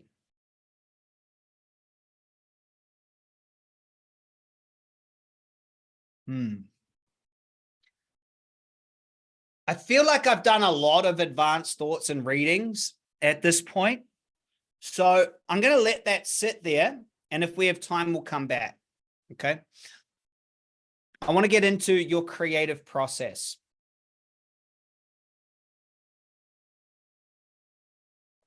So there are two major orientations that we have. The first is a problem orientation. I can see the chat box. We got all the next 8 weeks to get through it. Don't worry, I won't miss out on it. We're going to get to them. But I just think the feeling I've got right now is just get into some of the processes. I'm really enjoying it. So that's what my intuition is connected to. Two major orientations we have. By the way, we're not going to get through everything in this workbook today. This is at least 2, or if not 3 weeks worth of work in here. So the first is the problem. Problem orientation is when we react or respond to the circumstance. Okay. So most people live in this, is that there's something that is now and we're reacting to it. And we call that problem orientation. The next orientation is the creative orientation. This is where what you choose is the driving force. All these notes have been put in the chat box as a link where you can download. The problem orientation is mostly focused on problems, right? And what that means is you see it everywhere in the world. You see it in news, politics, society, and the problem orientation limits your creative ability because all you're doing is trying to rid the world of something. Does that make sense? You're trying to get rid of something.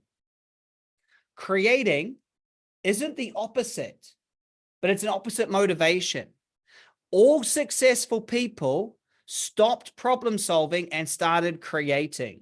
See, you cannot deserve to make millions of dollars. You cannot be good enough. You just choose it. So you don't deserve it. You just choose it. In the problem orientation, I really want you to get this. Okay. It is so crucial. In the problem orientation, the problem is the factor that organizes your consciousness. If you succeed in eliminating what you do not want, there is no guarantee you do have what you want. Problem solving can just lead to unfulfillment. Someone type in a yes if that makes sense to you. If you just rid the problem, you've got nothingness. When you have nothingness, there's actually one thing that's left. The one thing that's left is your desire to rid of problems. An army always needs an enemy to fight against. So if you rid yourself of a problem, if problems are the enemy and there's a part of your consciousness wanting to find problems, it just finds the next problem.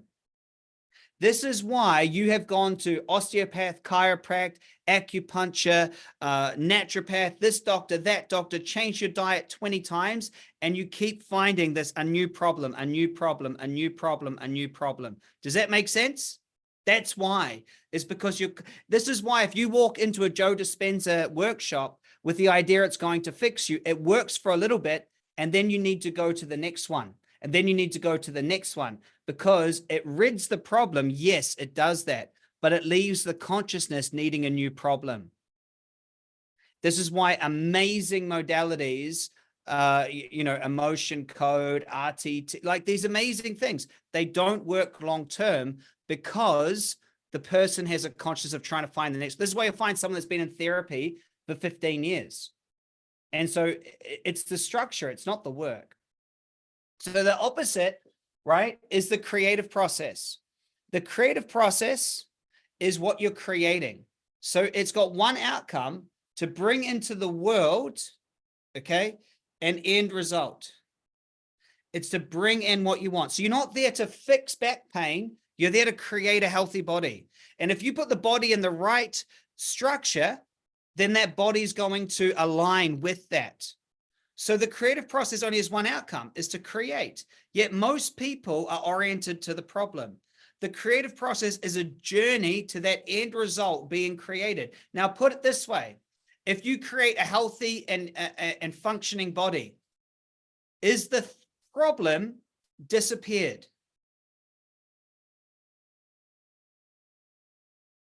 So when you create confidence, has anxiety disappeared? If you create love, is loneliness gone? And so by creating what you want, yes, you do have a life that is void of the problem. If you focus on the problem, you just keep finding more problems. Does that make sense? Does that make, and so you must learn to live the creative process. So the creative process is a journey to the creation. And this is what we must do. We must learn to orient to our life like this magical creative process, just like an artist or a musician does as well, right? So you must have your desires be the object of your choices. Most do not go for what they want. Knowing what you want is a skill. You must know what you want. You must develop it. You must go for it. And then you become this super creator. Does that make sense? And then when you become a super creator, you just go, I'd like that functioning body. I want to play that way. I want to do this thing. Focus on it. You pull that into reality, and that which you do not want does no longer exist. So another working premise of this course divides the mind into separate areas. We have a self-conscious thinking, rational mind. We have a superconscious genius mind. And the superconscious is this part of you that will cover a lot moving forward. It's a higher self, inner teacher, and creative inspiration. You can have a look more of that in the notes. However, the unconscious is the key to the manifesting power of the mind. Someone write this down. Self-conscious chooses, superconscious creates, unconscious allows. Self-conscious chooses, superconscious creates, unconscious allows. See, your self-conscious thinking brain chooses where it is that you want to go in life, what it is that you want to eat at that universal restaurant. Your superconscious invents, creates up how you're going to go and get there. The superconscious invents it, creates it, makes it up, figures it out, has genius inspiration. Then your unconscious either allows you to have it or disallows you to have it. Your unconscious is always seeking safety and belonging. What you must have is rapport between all three levels of your consciousness. See, your unconscious is what's going to allow you to have it or keep it or not. However, the thing with the unconscious is it works deductively, okay? It deduces what is true based on what you're teaching it. It attracts what it concludes. The conclusions reached by your unconscious create what you want and have in your life. See, the unconscious responds to your self-conscious direction. In fact, it takes all of your direction as input, and it attracts whatever it concludes. A question that I'm always asked is, if the unconscious manifests what it concludes, and if I'm always telling it what I want, then why don't I have it? How many of you have tried the law of attraction or the secret or, the silver method? How many of you have tried these things before? Who's tried these things? And you go, well, why am I not getting it? And the answer is you contradict yourself. Another way of putting it is you give contradictory information to the unconscious. See, most of our contradictions lie in two categories. One, a concern with failure and considerations of the process. When you want a result and consider all the problems involved with getting the result, the unconscious may conclude that yes, you do want the result, but yes, there are problems in getting the result. See, you must just go to the end result. Someone write this in. I must think what, not how. Think what do I want, not how will I get there.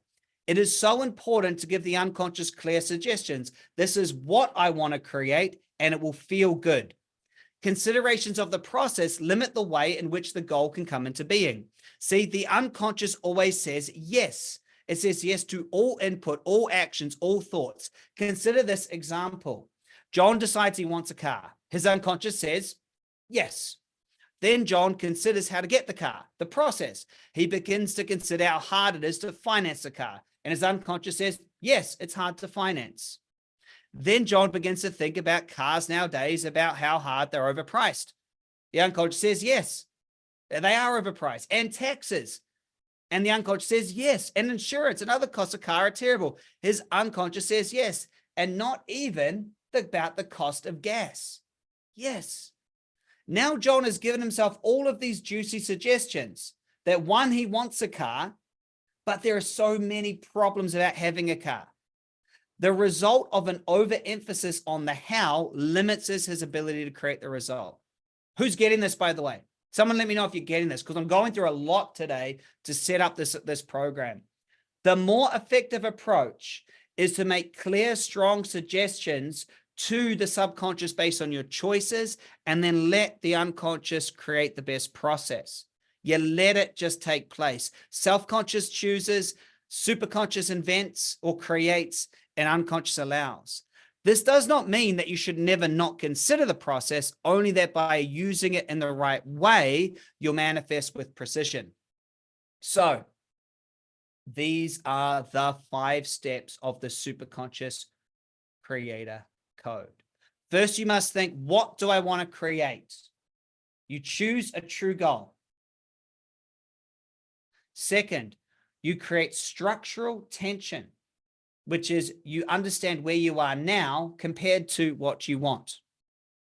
Third, and by the way, at step 2, a structural tension creates a path of least resistance and a void. The universe abhors a void. This is a very important point, so much that it's not in my notes. I want to explain it to you. The universe abhors a void. If you dig a hole in the backyard, it's going to get filled with a broken foot, leaves, sand. It's going to get filled up. Does that make sense? If you leave a hole, it will get filled up, right? If there's a pothole in the road, it will find a tire and a broken tire, right? It will fill it up. Universe abhors a void. True? So when you create a void with step 1 and 2, you say, this is what I want to create, and here I am now. It's like pulling the tension back. There is now a void, which is called a structural tension. There is a tension between the now and then what you're creating. Is everyone following this? There is a void between these two. Now, in that void, you can put one of 2 things. You can either put in the one action that you must take to create it, or you can put in it negative thoughts and feelings and beliefs about how you won't get it. Either way, you will fill that void. You will either fill it with a creative act or negative thoughts or feelings about how you can't have it. But I guarantee you will fill that void. So what we do is step 1, we choose where we're going. Step 2, we notice where we are now. Step 3, we engage consciousness with that end result, which creates energy and tension in this new structure. Then we let the unconscious do what it's always done, filling the void with negative thoughts and feelings. So we let it pull all of that into our experience, and then we recode it out. And then last step is we take action. We literally let the unconscious show us its cards and say, these are all the reasons why I think you can't do that. And we go, thanks for telling us. Then we simply let it all go and then take the action. Who's getting it? These are the 5 steps of the creator code, which obviously I explained in my book, You're Not Broken. Right? You choose the true goal. You notice where you are now. You get into the emotion of the end result. You let go of your thoughts, and then you take the action. That, my friends, right on that page, that is how you manifest anything. Over the next 8 weeks, I'm going to implement that into your life so that you live this way always. So, your desired end result. You must pick something that you want to create. When you pick it, the goal must not involve any other people. You do not get to choose for someone else's life. Okay? It can involve other people, but not specific individuals. So you cannot have a goal of, I want my son to be happy. But you can have a goal of, I choose to be the best mom I can be. Does everyone see the difference? You cannot choose, I choose to be in a relationship with this exact person, but you can choose, I choose to have a loving relationship.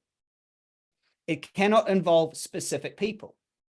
You can choose, I choose to be a great magnetic mind coach. You cannot choose, I choose for all my clients to get amazing results. You cannot choose for someone else. It is unethical to mentally impose your will on others. And all you're doing is stealing their power anyway to be allowed to have a life that they choose. You will not be able to impose your will on them anyway. It won't work out. So when you make a choice, the choice is for you. It is totally fine to choose to be the best mom you can be. It's totally fine to choose to do that, to be a great boss, to be a great but you cannot choose for other people. They're allowed to have their own experience. Next, your goal should be something tangible. What that means is that you must just know when you've achieved it. You must just know when you've achieved it. Okay. The goal can be material or not material. You must just be able to know when you've achieved it. You must form your end result or goal in the present tense. So I have it. I choose this. I choose this. The word choose is in the present tense. The reason why I call them choices is I'm choosing it. So I'm choosing it. It's just like I'm choosing down the menu. And I want you to think about this. Is creating what you want in life is like sitting down and ordering off a menu. That's the feeling. And you're just choosing the steak, or you're choosing the fish, or you're choosing the pasta, or choosing whatever.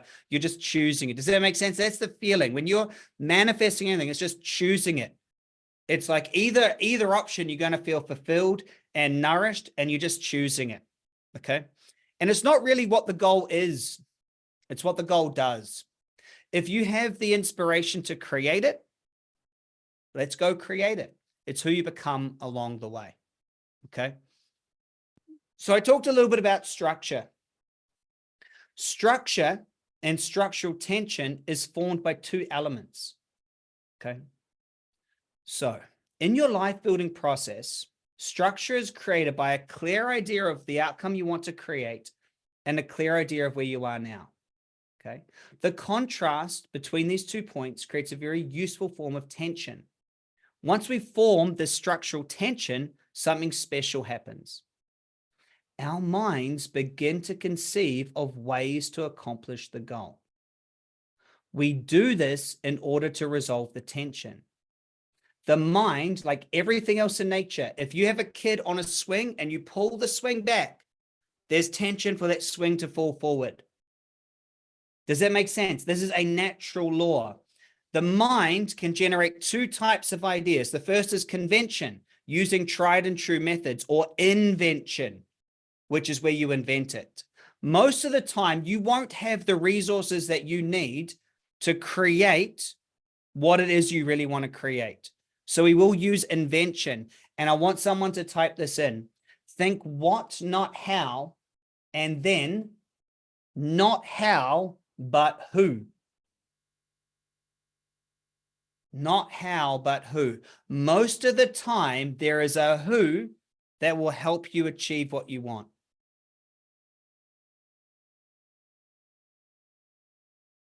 There are three types of structures. The first, as we've explained previously today, is the oscillating structure. This is created with contradictory information. So oscillating starts off with you don't have the money and you want money. However, at the same time, money is bad. So as soon as you earn the money, your identity says, but money is bad. So you have two contradictory ideas. One, you want to earn money, and two, you want to give money away because having more than others is bad. And so what you see is someone, as soon as they make the money, they're already thinking about all the people they're going to give it to. So they give it all away, then they have no money again. See, people have this same structure when it comes to health. They want to have a fit, healthy, successful, sexy body. But if they're to have that, there's an unconscious objection to having that. So then they just start eating the wrong food again, and they go around in this cycle. And so the way that it happens is we have a desired reality that we're trying to go to, but our identity doesn't match up. Are you guys getting it? It's a bit of repetition there, isn't it? But are you getting it? Yeah. So there are other structures. The next structure is stuck, like a fence post. Okay. An oscillating structure is like a swing. Stuck structure is like a fence post. It can happen in two ways. CR stands for current reality. DR stands for desired reality. A stuck structure is when there are too many desired realities and someone just says, I want the eggs, I want the fish, I want the chicken, I want the pasta, I want the dessert, I want the this, I want the that. And they don't know, they just keep going around and they never make a decision. Has anyone sat down and seen someone do this on a menu? I just want so much. You just got to pick one. Okay, so that can cause them to be really stuck. They just spin and spin and spin. Another way that someone's stuck is they have no desired reality. They just say, well, whatever shows up. Whatever shows up. So those are two ways that we stay stuck. The way that we want is we want to have a flowing structure.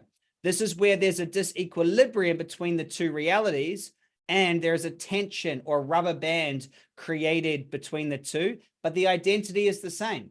So we're the painter, the successful painter, and we create the masterpiece. We just move towards it with ease, okay? It's very important. Now, what happens is there's a fourth structure, and this is very important to get, which is the reinforcing positive loop. And this is so important to get, is the reinforcing positive loop is the key to massive success. As we take action towards a result, it increases our action. For example, with most things, something called the Matthew effect takes effect, which the more you have, the more you have. So as soon as you move towards it, you get more to go towards it. I see this right now, like on social media. I have like 70,000 subscribers on YouTube. And so because I have that, it's easier for me to increase my subscribers than it is someone starting out. The more you get, the more you get. If you look at health, if you just start getting a little bit of health, it feeds itself back. But the bottom one is the best one. Most people do not get to create what they want because they never allow themselves to learn. When you allow yourself to learn, you get this feedback loop of structure where you just start rolling towards what you want.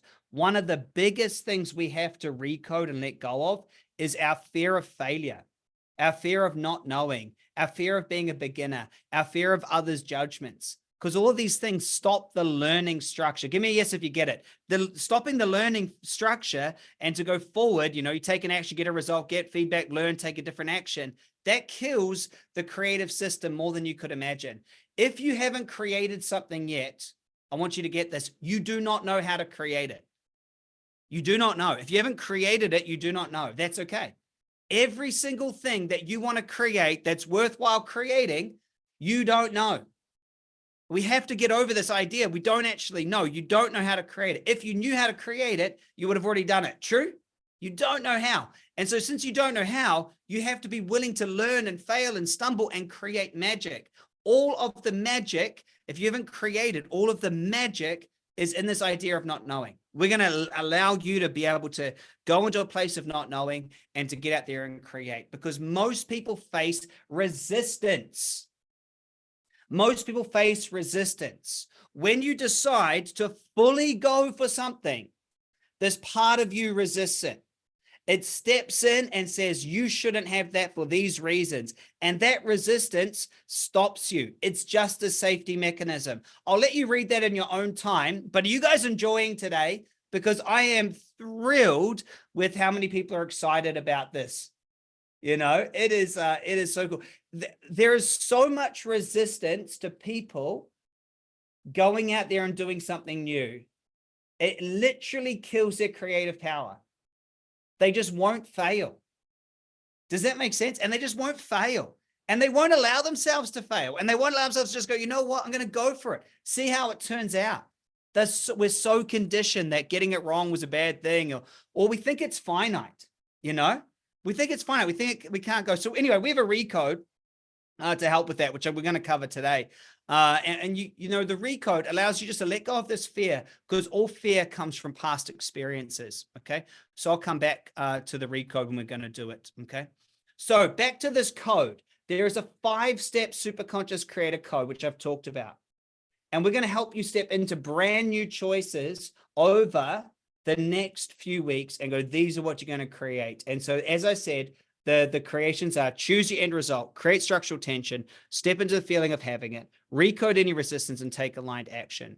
So we're going to go into doing all of that right now. So in your notes, everything that I've explained about those choices is written out there for you.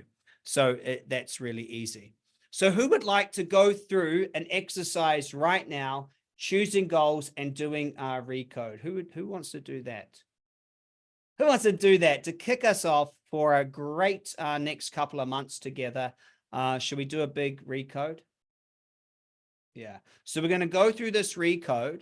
We're going to go through all of the steps in detail. And then I've got extra things sitting here in your notes. So some of the extra premise that we'll be going through over the next few weeks of how orientation creates reality, the power of love, unconscious agenda is driven by a sense of incompleteness, polarization. We're going to go through identity matrix, how to chain and claim in your new identity. We've got an amazing, many people ask about the logo. We've got a process that goes with the logo. We've got the Superconscious teacher technique, and this is just in the next few weeks coming up. So it's really big. Now, for those of you who haven't decided whether or not you want to join the Manifest Anything, here's exactly what's involved. There is 8 weeks live sessions with me, and they're all like this, and they go for 2 hours every single week. Okay. We have the Superconscious Magic 8-week course. By the way, I thought, how am I going to price these sessions? So I thought I'm going to just price each session at $199. That's why it's $15.92. I was like, does that seem like a fair price here? Is each of these sessions, would you pay $200 for 2 hours every week with me to do sessions like this and understand consciousness? Someone type in fear if you think that's a fair price, right? So anyway, that's how I got to that price. The Superconscious Magic program is sold online for $9.99. That's included. The brand new Sleep Yourself Rich program and Money Mind, that's included. That's sold for $9.99. There's a 3-day upgrade workshop, which you will get. They will get it straight away. That's already been done, so you better go through that straight away. We sold that for $14.95. And there's a downloadable replay of every single call with notes. It's going to be awesome. So anyway, program sold individually for $5,085, but I think worth way more than that. And the offer for us to kickstart this thing, it's $9.99 for the offer. And so it's $9.99. If you pay in full, you save $111. And then there's a monthly payment of $333 times 3. Now we do some bonuses. I'm giving you 20 visual superconscious meditations, the emotional mastery course, and the foundations. And as a big bonus down the bottom, you're the only group that will do it live with me. So I'm going to do it live once, and then I'll put it on replay for everyone else. So if you haven't got it, that's what's available. So we will have a quick break, and then we are going to do our recode. Does that sound good?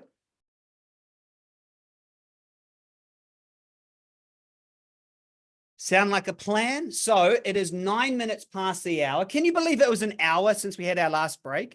It felt like it just flew by. So it's 9 minutes past the hour. We'll have ourselves 3 or 4 minutes. If you're sitting here and you haven't taken me up on the offer, I can put a link in. You can take me up on the offer. And when we come back, I'm going to take you through this freaking awesome process. And that should take us 30, 40 minutes. And then we'll have a few little, I've got to go back and I've got to do that, those notes from before, don't I? So I'll do the advanced thinking at the end. Someone remind me so I don't forget to do those notes. And that should be a pretty good first session, I reckon. That should be a pretty good. Okay, cool. So I'll give us a few minutes to get set. When you come back, we're going to do closed eye, awesome process. It's going to blow you away. So, hey, do me a favor. If you are sitting around, just type in some of your top takeaways from today, because it's fun for me to watch. I'm just going to quickly grab myself I'm just going to bring my energy down to do recode. And make sure I'm set to give you guys an absolutely, world-class recode. So I just need a few minutes to get myself ready, because I don't know if you guys could tell, I'm pretty bloody hyped about this new program. Team, put the link in for people who need to sort out their access. And I'll see you in 5, maybe less.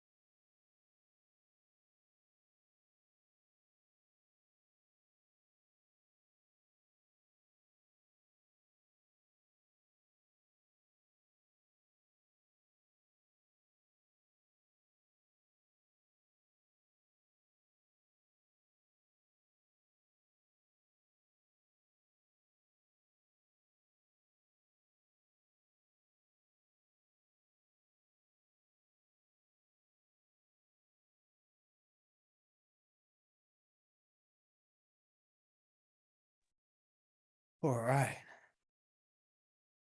All right. All right. Who is still here?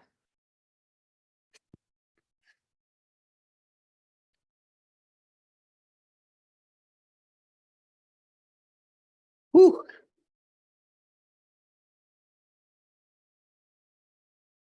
I expected you all to be honest.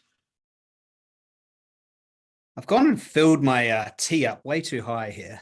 Anyone ever do that? Well, it's not really a tea, actually. It's a bone broth. Very grounding.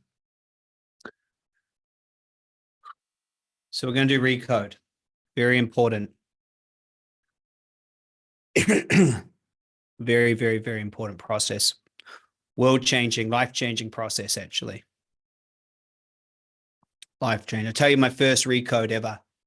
I'll explain to you a little bit about where this comes from. 2016, my best friend and business partner was killed in a motorcycle accident, which left me in a really tough spot. My business fell apart. I owed tons of people money. Emotionally, I was a wreck. It was hard. And what came from that was beautiful. A lady named Colette Stryker was messaging me saying, Chris, you know, I was at that time, I was getting featured in this movie with the Dalai Lama and Tony Robbins, and it was really big. And so she had this new process that she had been working for the last 30 years on. A guy named Dr. Gary Flint, who was a psychiatrist, was trying to figure out how does he teach the brain to heal itself. She'd worked with him, and then she, for some reason, thought that I was really famous, and her idea was she needed really famous people to learn her process. So she hunts me down and comes and sees me on the set in LA at this movie. And I just didn't want anything to do with it.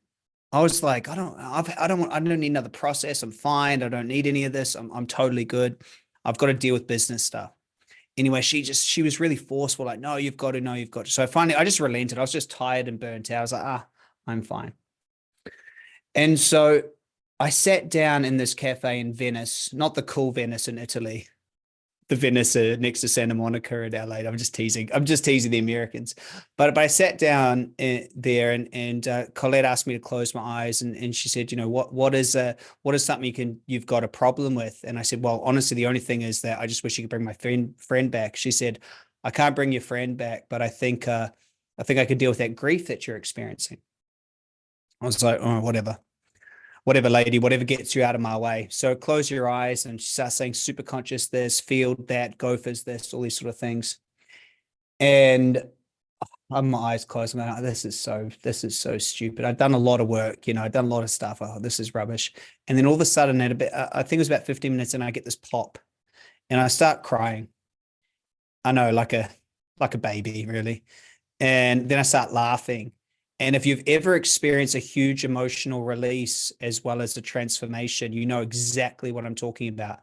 But what was remarkable about this is she wasn't running energy. I was sitting in a cafe, and I couldn't explain it. And I still can't explain it. You have to experience it. I came out, and by the way, if you've had a recode, type into the chat your first recode. I come out the other side of it, and I just looked at her. I was like, what was that, Colette? And she goes, oh, this is this new process. And I was like, holy moly. So it was the best thing I'd ever done. And so then the next few weeks, I flew to Tahoe, where I was living at the time, and we just worked on it. And I helped her in her business, and she helped me with this. 2 years went by. We basically caught up 3-4 times a week, me helping her in her business, her helping me. After a couple of years, I started to get the sense that there was something more that was needed. I was over in England, actually, and I was doing a talk in London, and this lady said to me, I was doing Recode, well, before Recode was named, I was doing this process, and the lady said to me, this reminds me of William Whitecloud, Superconscious. I was like, she goes, do you know him? And I was like, well, kinda. 8 years ago, I was sitting down at a seminar next to William, and he wrote the book, The Magician's Way. And she goes, this reminds me of him. And I couldn't get it out of my head. So I messaged him. I'm like, well, William, we got to catch up. Blah, blah, blah. And he kind of messaged me back like, why? Like, what do you just read my books? I read his books. Superconscious is written throughout it. I then went and found William. William says to me the same thing as Colette. I'll do everything, tens of thousands of dollars worth of coaching. I'll teach you everything that I know. Just help me in my business. So now I've got these two, and they both are saying the word superconscious. I try to get the two to work together, William with structure and understanding intuition, and Colette, and I'm trying to get them to work together. I'm like, you guys should, for whatever reason, they wouldn't work together. Then I found the third person, who was a lady. Her name's Simone Wright. She's in LA, and she's hired by LAPD to do intuition work. And then again, the same thing happened. I spent tens of thousands of dollars between the three of them, working with them, applying this knowledge, and I owe this work to them. And so I always mention them. And in my opinion, the 5-step recode is the combination of all of their genius put in one simple system. And it allows you to not only create what you love, let go of who you've been, get intuition and take action. And it's phenomenal. And I'm so proud. Well, I guess I can't think of how it could have happened to anyone else. I am so proud to have collected these amazing individuals who I'm good friends with to this day. I love them all. And what I say to you, if you're here listening to this, you should do our work. And sometime in the future, if you're interested, maybe go try some of their work. But I always say, grow where you're planted. You know what I mean? Like if you're here, but if one of their works speaks to you, they're awesome. I love them. So guys, we're going to do Recode right now, and it can be something that completely transforms your life if you really go for it. It's not trance-like. It allows you to connect to a future you, who you're being. It allows me to teach your brain how to recode. It is superconscious is not a deity. It is a part of your consciousness. It is as much as your consciousness as your self-conscious or your thoughts. Does that make sense? And so we'll go through this process. It's a very deep process. It's an amazing process. And it'd be great if it's your first time to let me know how you do it. The first step, as you know, is to decide what you're creating. The second step is to emotionally connect with it. The third step is to notice where you are. The fourth step is to connect to your superconscious and let it drop away. And then the fifth step is action. If you've seen me with the two women on stage, this is that process. So buckle up. So step one. What 5 results would you love to create? What 5 results? What are 5 results that you would love to create?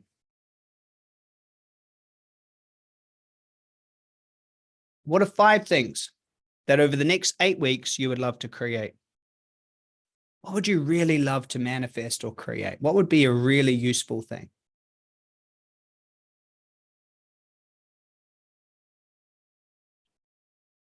What are 5 things? What are they? What are 5 things you just really love? Or 3 or 4. But give me number 1 in the chat box when you've thought of 3 or 5 things you just love to create, just for no reason, and you just love it.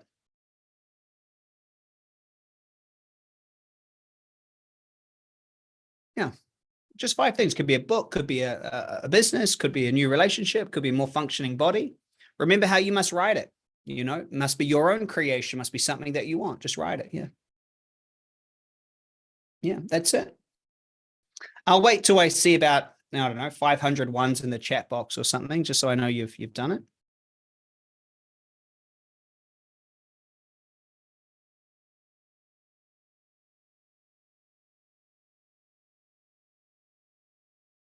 Now, for some of you, it was difficult to think of 5 things that you want to create. So I've got a little plan. What are 3 or 5 things that are not going well in your life? What are 3 or 5 things that are not going well in your life? So maybe you got your job, maybe you've got frustrated with your kid, your health, a money issue, spiritual path. Yeah, 3 to 5 things that are not going well. You got a stutter, acne, skin problem, decisions, rental home, whatever it is, right? So just write down 3 or 5 things that are not working out. So pain in your body,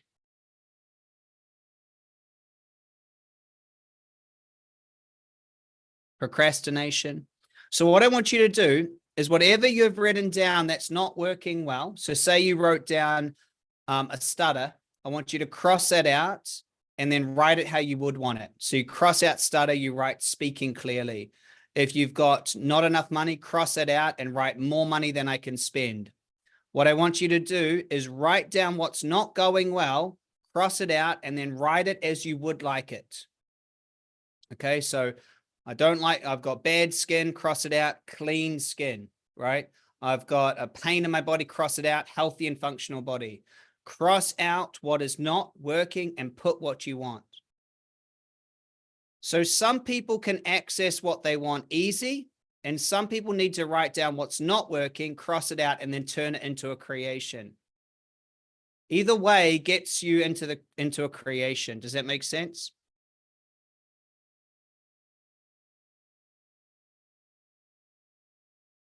So over the next 5 weeks, 8 weeks, what are 5 things that you would love to manifest? So I don't care how you got to these 5 things. And I also don't care that it says Nexi in that. What 5 things would you love to manifest over the next 8 weeks? Okay. And go ahead and put in a 5 when you've chosen your 5. Over the next 8 weeks, what you'd like to manifest. Oh, hey, Blythe, just saw your name pop up.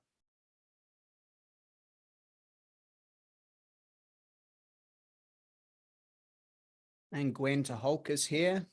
Look at that. Amazing people here. JD's here. That's good. Manon's here. Hey, Rhapsody. Good to see you. Hey, Ruby. Cool. Hey, Kendra. Donna. Look, a whole heap of family. Hey, Molly. Hey, May. Awesome. Oh, JP. There he is. Cool. And everyone else whose names have whipped on by. Awesome. Tyson is here too. Okay, so step 2. So once you've done that, so I want you to pick one to work with today. Okay, just pick one to work with today. So each session will work with one, but just pick one to work with today. So what is your current reality compared to that desired goal? So if your desired goal that you want to work on today is tons of money, what is your current reality compared to that? If your current goal is, to have a healthy, functional body, what's it like today? Hey, Prajitha. Hey, Carrie. Hey, Sabrina. Yeah. So just know, so compared to the one that you want to work on today, what's it like? What's it like? When, in your current reality, what do you think about this goal and about your current reality? What do you think? So what I want is more money than I can spend. Right now, I'm scraping by. And what I think is money is hard. I don't have the skills. I don't have the time. It's impossible. What do I think? I think I'm going to do it. I'm hopeful. I'm positive. It's just my body's against me. What I want is this. It's just, what do you think?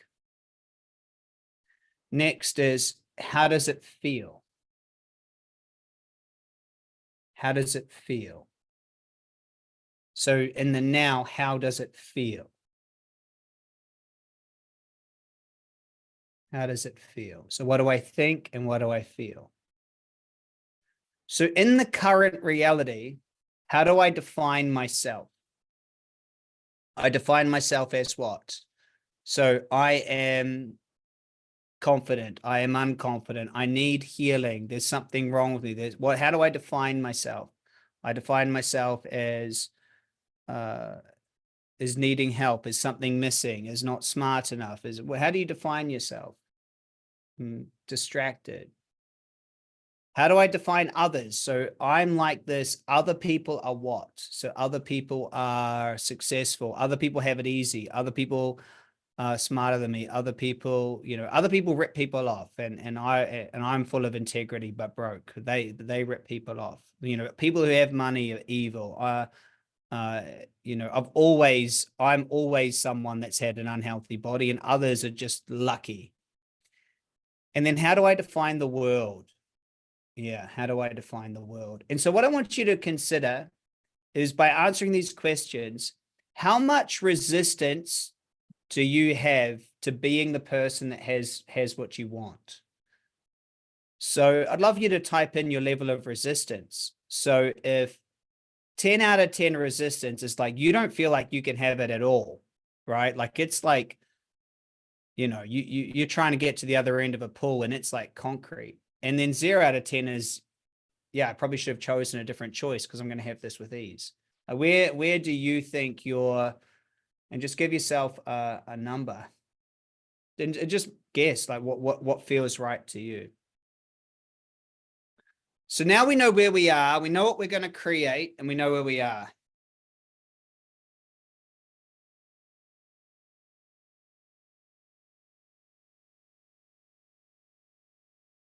We know what we want to create, where we know where we are. So now step 3 is to get into the emotion of the end result. Okay. And we do this through visualization. So through visualization and meditation, you can actually condition the unconscious to have the ability to accept and receive the end results you desire. This makes a really strong impression on your unconscious. So your unconscious doesn't know the difference between what you make up in your mind and what happens in reality. Okay. Now you're going to visualize this in a particular way in the back of your head. Okay. Now, as we do, I want you to imagine a vertical line down the middle of your head, vertical down like a projector. And imagine that there is a projector projecting a screen of that image into the middle of your head. I'll guide you through it. So we're going to create 3 images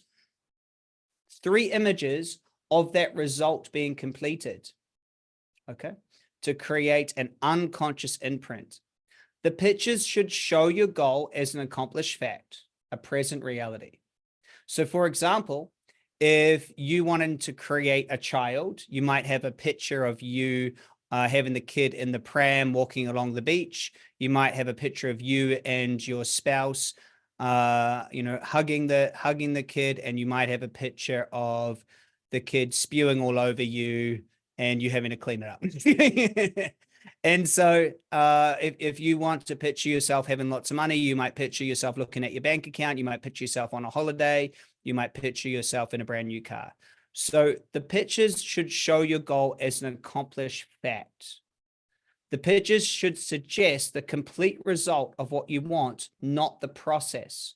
So imagine you've already achieved it and it's a month later. Does that make sense? Still pictures, like a photograph, tend to give the strongest suggestion to the unconscious, but it will depend on the goal. Even non-material goals have a visual correspondence. So if you wanted to choose the end result of feeling happy, what might you be doing when you're feeling happy? You might be, laughing with friends. You might be going for a walk. You might be driving to work, singing to yourself. Does that make sense? If you're creating to speak with confidence, you might see yourself in front of a room of people speaking with confidence. You might see yourself, in ways that you want to see yourself. So you're clearly speaking and articulating what you want. Does that make sense? So what we're going to do, please, is create 3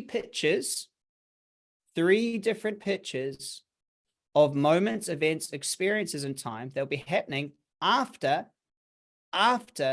you've achieved the result.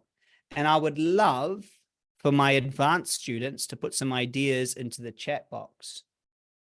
So I've got some certified coaches on this call.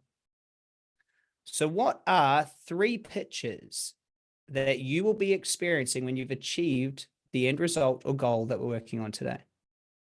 Will you be running on the beach with your grandkids? Will you be working on a computer? Will you be climbing a mountain? Nice. There we go.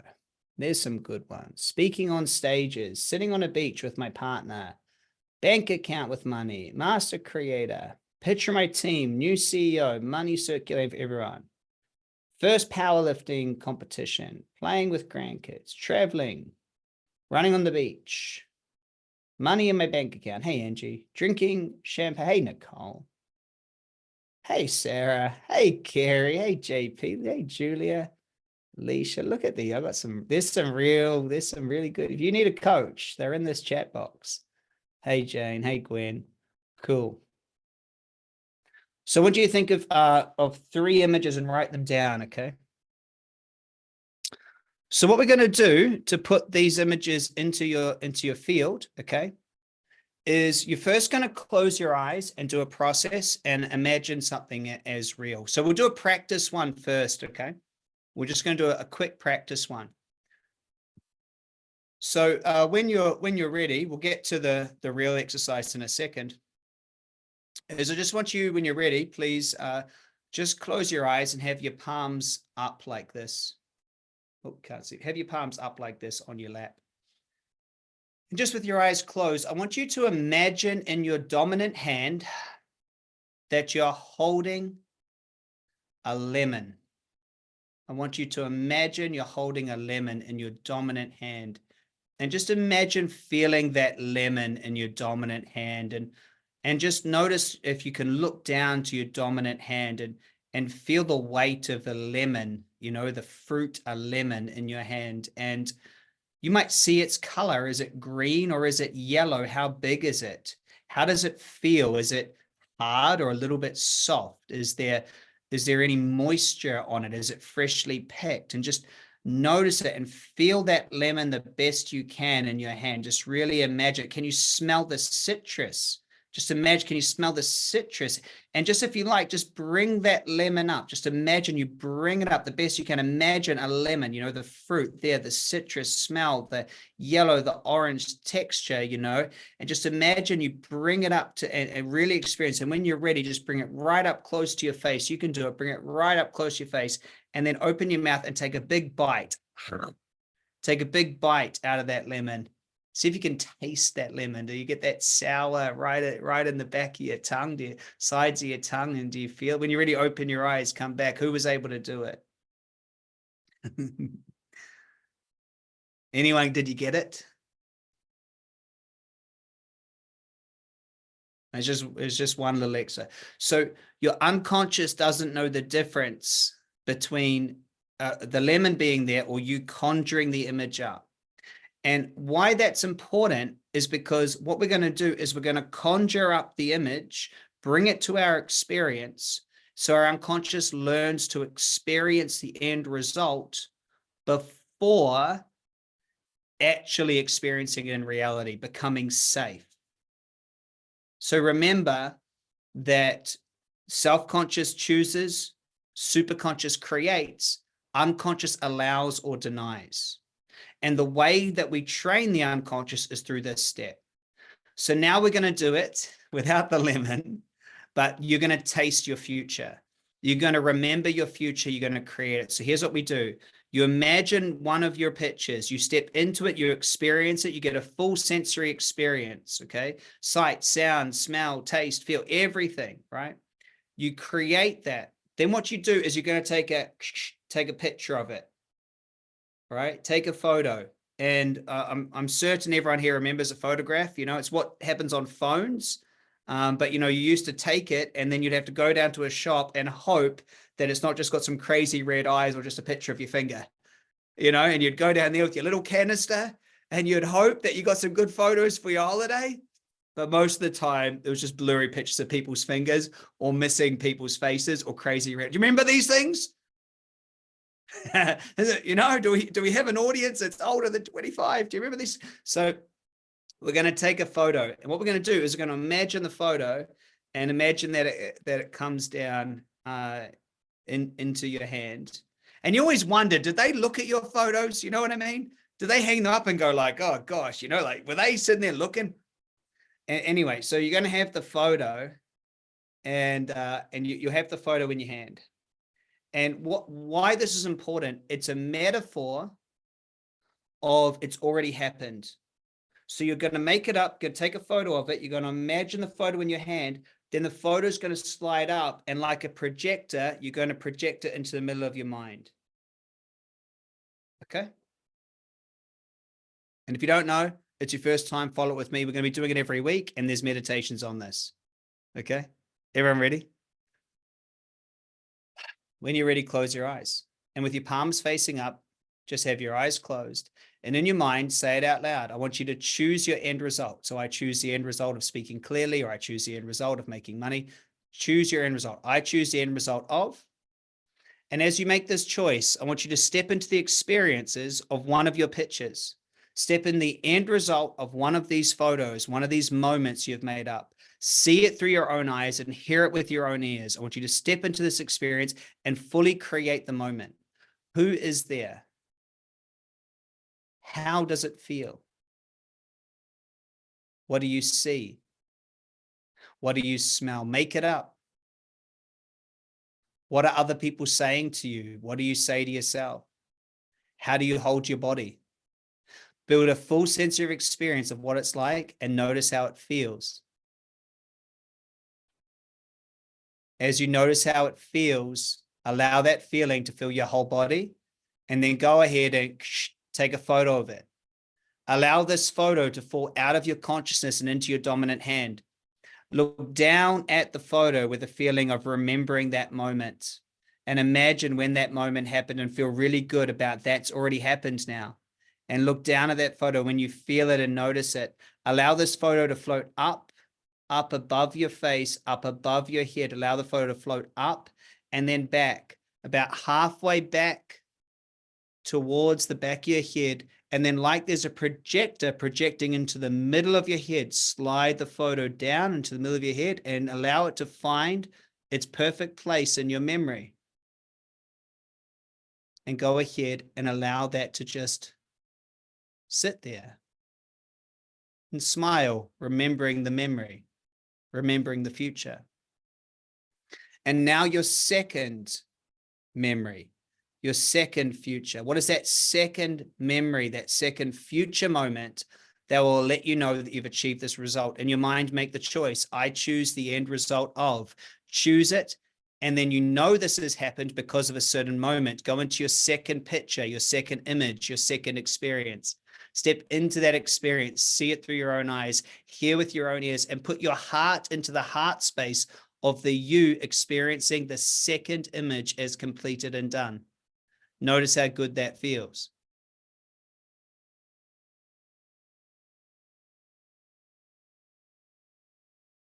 Who's there? How do you feel? What do you say to yourself? What's around you? What are you seeing? What are you hearing? What are you smelling? Breathe it in. Feel it fully and completely as true right now.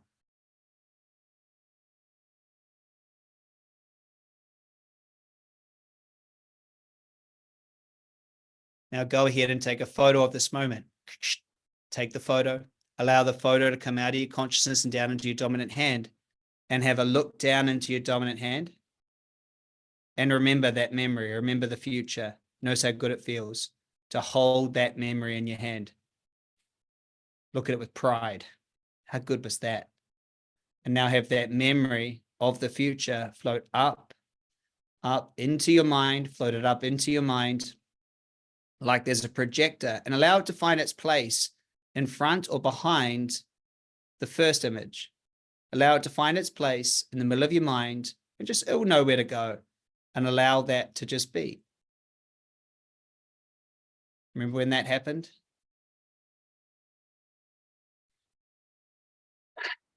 And now the third image, choose your end result. I choose the end result of. Make the choice. Find the third future memory. That's it. Step into the experience, the third image. Step into it and experience it.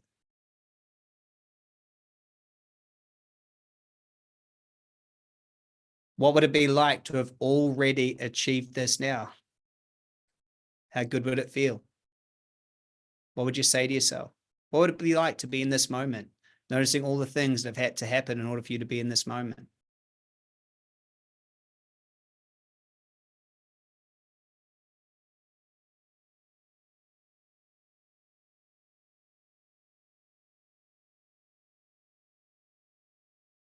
Put your heart into the heart space of the person in this moment, here with their ears, and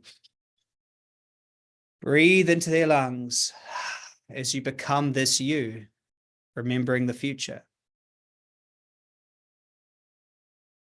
What do you say to yourself? Who's there and how does it feel? Allow this moment to be true. Allow it to be there, fully experience. Then go ahead and take that photo. Allow that photo to fall out of your consciousness into your dominant hand, and look down on it like it's already done, like it's a photo of your past, and feel that joy and that pride of looking down at you did that, and allow it to float up into your mind and find its place next to the other two in the perfect place in your mind.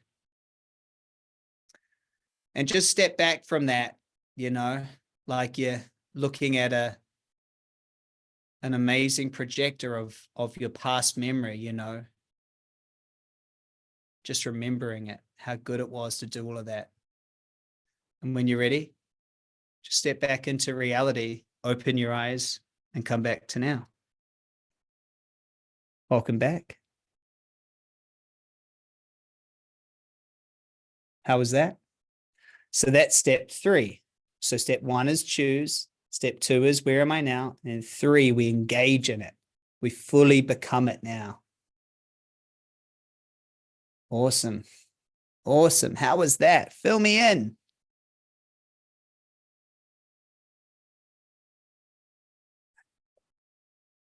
So now we just need to let go of anything that stops us. And so imagine that goal was at the end of a football field. Between you and the football field, gophers have popped up out of the football field, those little furry animals, and they've left mounds of dirt everywhere. And so you simply cannot run to the end. You cannot get there. You can't get to the end. It's a soccer field for those of you in the US. And you simply can't get through because of all these mounds of dirt. And what we do is we ask the superconscious to smooth over all of that dirt so we can just go to what we want to go to. It's like, imagine you're going down a river, and the river is called the River of Desire. And at the end of the river is a land of plenty where you have plenty of everything. And for whatever reason, you floated down one path, and the path said scarcity or negativity or stuttering, or it floated down worry or fear. And then that just became the route you kept on taking, And so what your superconscious did is blocked off all the other routes. And we're just going to simply say, hey, superconscious, can we try some other places here? It's like one of those, at Disneyland, and you just keep going around down the same lane again and again and again, floating down that same place, but you're done with it. And the truth is it's like a vampire. A vampire can lurk around in the darkness, but as soon as you open the curtains and shine light on it, it's vanquished. It's evaporated. Light will get rid of it all. And the truth is you're ready. You're ready to live without a past. And so we'll do the superconscious recode right now. And the way the recode works is I'll guide you through a small process. You'll open up and allow me to connect to your field. You don't need to know how it works. Just like I don't need to know how electricity works. I just turn on the light and there's light. Brilliant. I'm not worried about what had to happen to get there. And so you just allow it to happen. And the end result is you're able to flow to what you want with so much ease. And so the more you can open, the better it is. And so I'm going to be using muscle testing in my own body as an instrument. It's a closed eye process. If you open your eyes, this is what you're going to see. That's it. You'll just see me with my eyes closed doing it too. So you're welcome to open your eyes at any time. It is not trance-like. You're in control. It is about you choosing to have a new instruction of the way that you connect to your field. I'll ask you to open up. I'll ask you to become the light, and we're going to let go of everything that stops you creating that end result. Does that sound like a plan? And you can do it as much or as little as you like. But my suggestion is you go for it. If you hear me asking questions, it's my way to connect to my own consciousness to help the group. The questions will sound like, Superconscious, are you there? And it's me using questions to take my logical mind out of it and connect with the field. So just know that's just part of my process. And you'll feel something. I want you to notice everything and expect nothing. So when you're ready, and if you're ready, ready for a recode, you can close your eyes and make the choice in your mind. Have the choice in your mind to let go of who you've been, to let go of the resistance and choose it. Choose to let go of the resistance. Choose to be the person you're becoming. Choose that. And as you make that choice, just imagine a ball of white light above your head. Imagine a ball of universal white light above your head, about 3 to 4 inches above your head. A ball of white light, 10 centimeters above your head. That's it. Just a ball of white light. And imagine this brilliant, bright, white, universal healing light, like a sun, shines a beam down into your head, filling your whole body with this brilliant, white, universal healing light. Just imagine your whole body filling with this white light. Just imagine it filling your whole body from the top of your head right down to the tips of your toes. And imagine it leaving out of your fingertips and your toes and creating like an eggshell shape of just this field energy around you. And as it feeds into this energy around you, it goes back to the ball at the top, creating a circuit. And the more it goes through your body, the lighter it gets, and the lighter it gets, the brighter it gets, and the brighter it gets, the more you feel like you're starting to get lighter and lighter. And just imagine this light going through you, filling you with this light. And just imagine that you start floating up. It's not real, but just imagine that you float up. And so this bright white light that was above your head, you float up into it. And so now this bright white light is inside your head. Just imagine that you become the light. And now imagine that you're there, just this bright white light. And imagine all around the world, there's around 2,000 other people in this process, including me. And imagine it's like you're flying over a night sky and you can see all of these lights, and just imagine they all connect up. And just choose the best for everybody on this call today.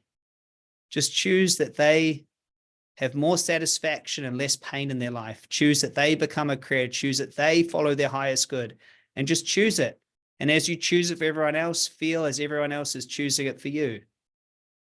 And if you're ready and open, just allow yourself to connect to my energy as well.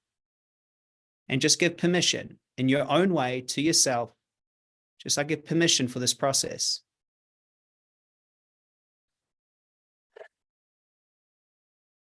Superconscious to all aspects and parts, understand the treatment process. Yeah. Please treat any barriers to treatment. Understanding that no parts die. More information is better, and a mono personality works best. If the pain is too big to treat today, we'll just treat a small piece of it today. Superconscious, are you there? Yep. Oh, beautiful. Please create the perfect treatment plan for everybody on this call today to let go of all resistance. Please treat the heart chakra, doing a massive change history, and everything is needed. Thank you.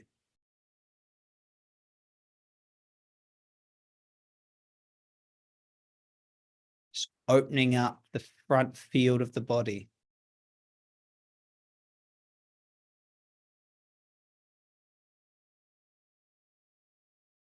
Please treat pain from past experiences and hurt from others' judgment. Doing a massive change history is needed. Yeah. Please treat regret and self-criticism. Find the original experience and do a massive change history is needed. Just breathe it through. If it's your first recode, just breathe in through your nose, out through your mouth. Expect nothing. Stay open. Notice everything. Superconscious, please treat part-time personalities. The protector controller, the skeptic, the inner child, the critical one. Please treat the part of us that believes it can't change as a protection mechanism for staying the same. What's so bad about letting go? There is an original event for a large population of this group. Find the original event, treat the pain, turn it into wisdom. Instead of the belief being, because of this event, it might happen again, have the belief be, because of this event, it will never happen again. Treat the pain, do a massive change history as needed. Thank you.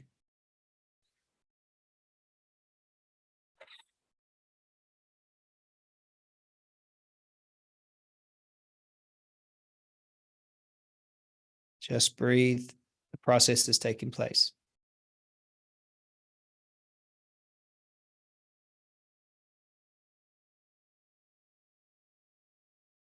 Superconscious, please put all resistance in a bubble. Any family conflicts,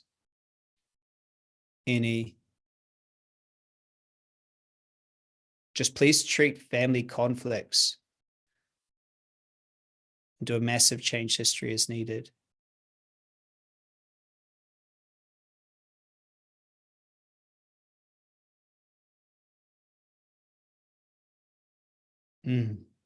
Step into the end result. See it as done. And treat the old identity. With respect to the old identity, see it as a smaller version of who you are, like a puppy before a dog, kitten growing into a cat. See it as a small version. See it as a seed of who you are. Superconscious, use this metaphor to treat the whole structure and then see out in the future what you really become. Treat all future events, unintended consequences. There, yeah, that feels right.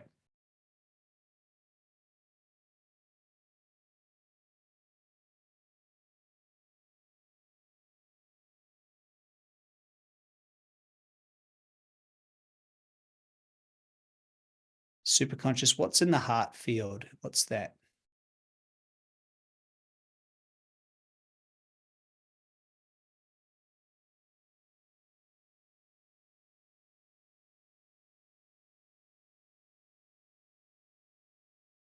Please take 5 big breaths, really focusing on expanding your heart, breathing in through. That's it. Treat grief. Please treat grief, doing a massive change history. Breathe it through.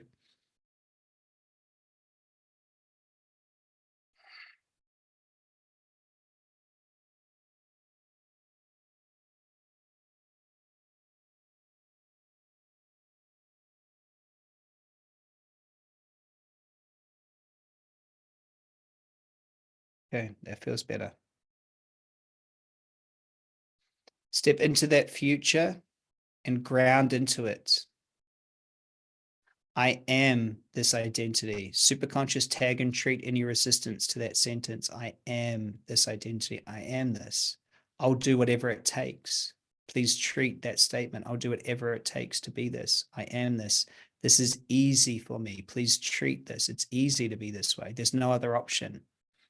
Superconscious, please treat, do a massive change history, ground all the memories we've touched today from the perspective of it already happening, ground into this.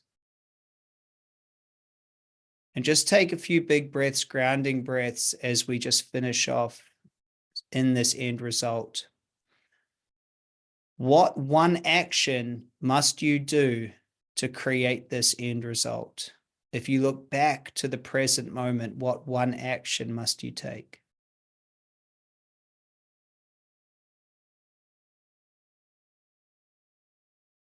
Superconscious, ground everything we've touched today. Including memories 1, 2, and 3, superconscious, self-conscious, and unconscious. When you feel that you're back in your body, open one eye, open the other eye. Wiggle a finger. And come back to now. Welcome back.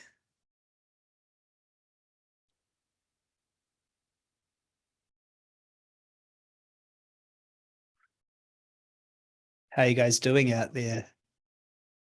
How much resistance do you have to your end result now?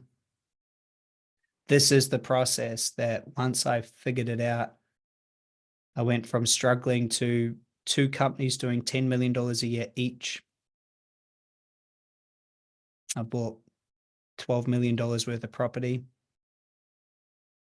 married the love of my life, kid on the way, 3 best-selling books, 1 a New York Times bestseller. And before that, I was just struggling, you know.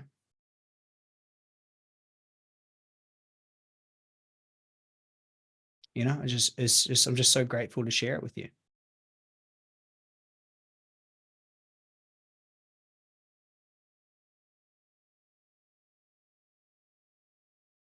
And so those are the steps, that's how you do it. And we do it every day, And so the 5th step is action, so you must be it, you must absolutely be it. And the reason why I teach it and do this is that no one else has put it together. Basically, no one else did it. So I thought, well, I better do it. So for those of you continuing, we have some homework. So let me know who knows they have to continue this. They've got to find a way to be in the program. Just give me a yes if you have to continue it. You'll find a way. There's a training that will be added to your library in the coming days. It's called the Simple Life Plan. And it's a life planning system of really creating, your simple life plan, and that's your homework. So I'll get that across to you. Sound good?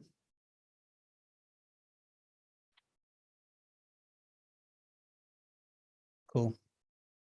So if you do want to continue, it was a good session today, far out. We would love to have you. There's no prerequisite for this course. You can, anyone can join. Do we have a link? Oh, yep, I do. I've got some stuff I still need to do for you. So I'll go a little bit over time. Is that okay? I'll go over time. I'll go back and do some of those advanced thoughts. Does that sound good? I said I would.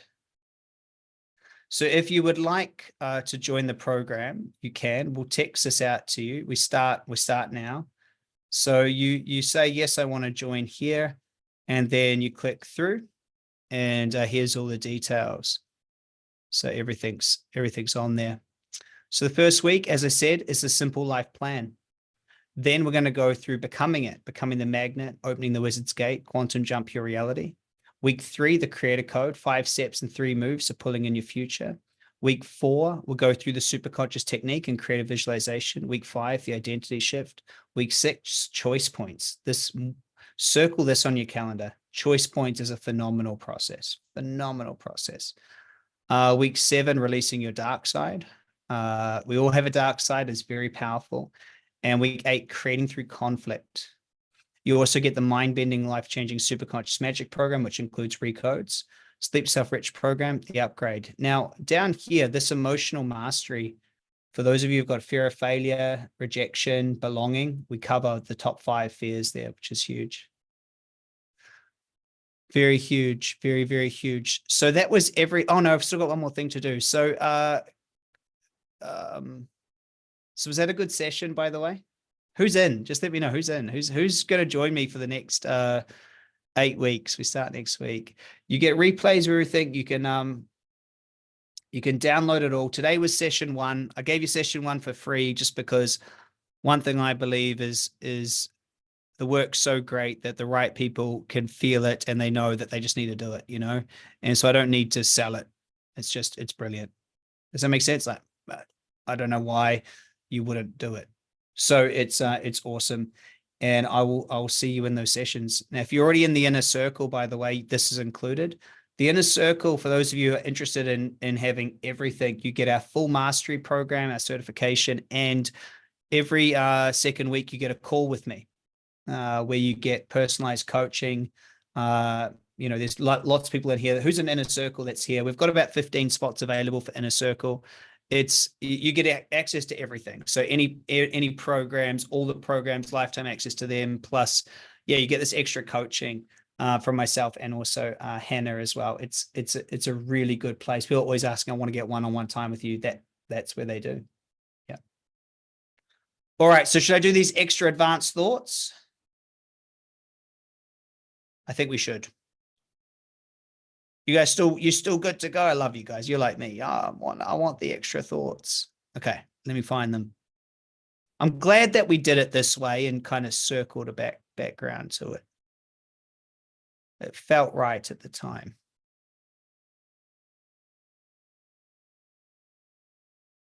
There they are, some advanced thoughts. Here we go. Some advanced thoughts. Okay. What things mean is determined by how things feel. It's not what happens to us that matters, but how things feel. That's really important to get. How things feel is determined by our programming. It's that simple. So getting something wrong or being rejected is only a problem if you've got a feeling, a learning that it's a problem. Does that make sense? It's how things feel. If our programming leads to negative feeling, then whatever the content of that experience is, it will feel bad.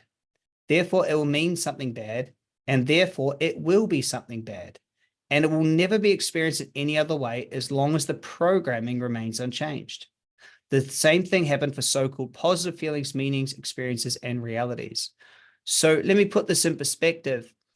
If someone walked up on the street and said to me, Chris, your book sucks, and I didn't know who they were, okay, that's fine.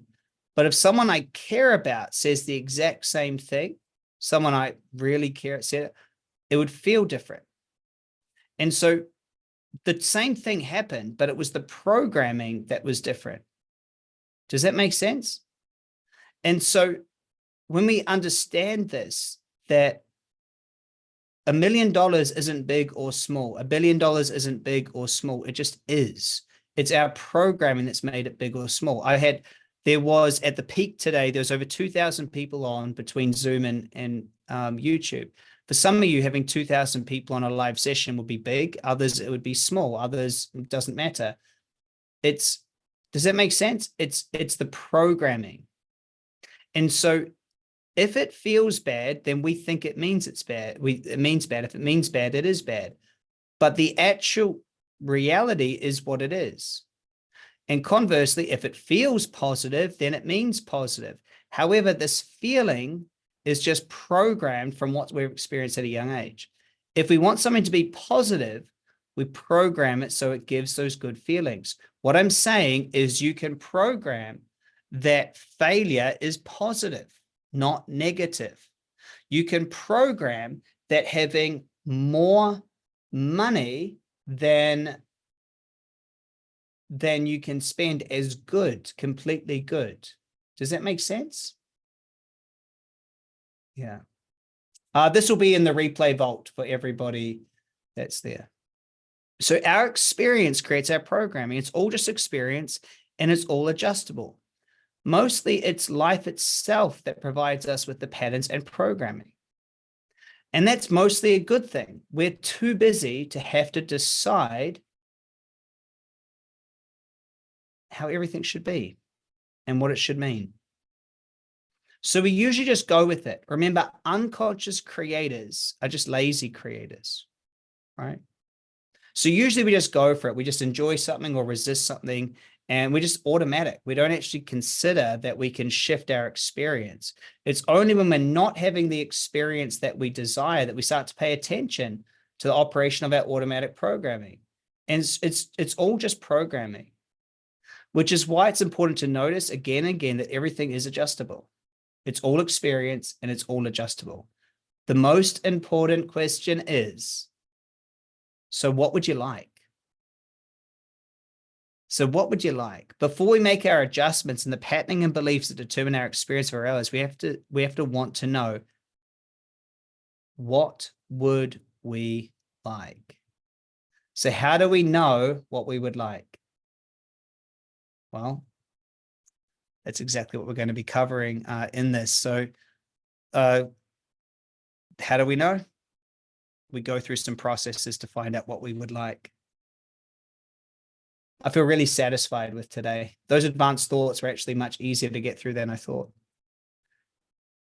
But it's all just experience and it's all adjustable. The sessions start next week.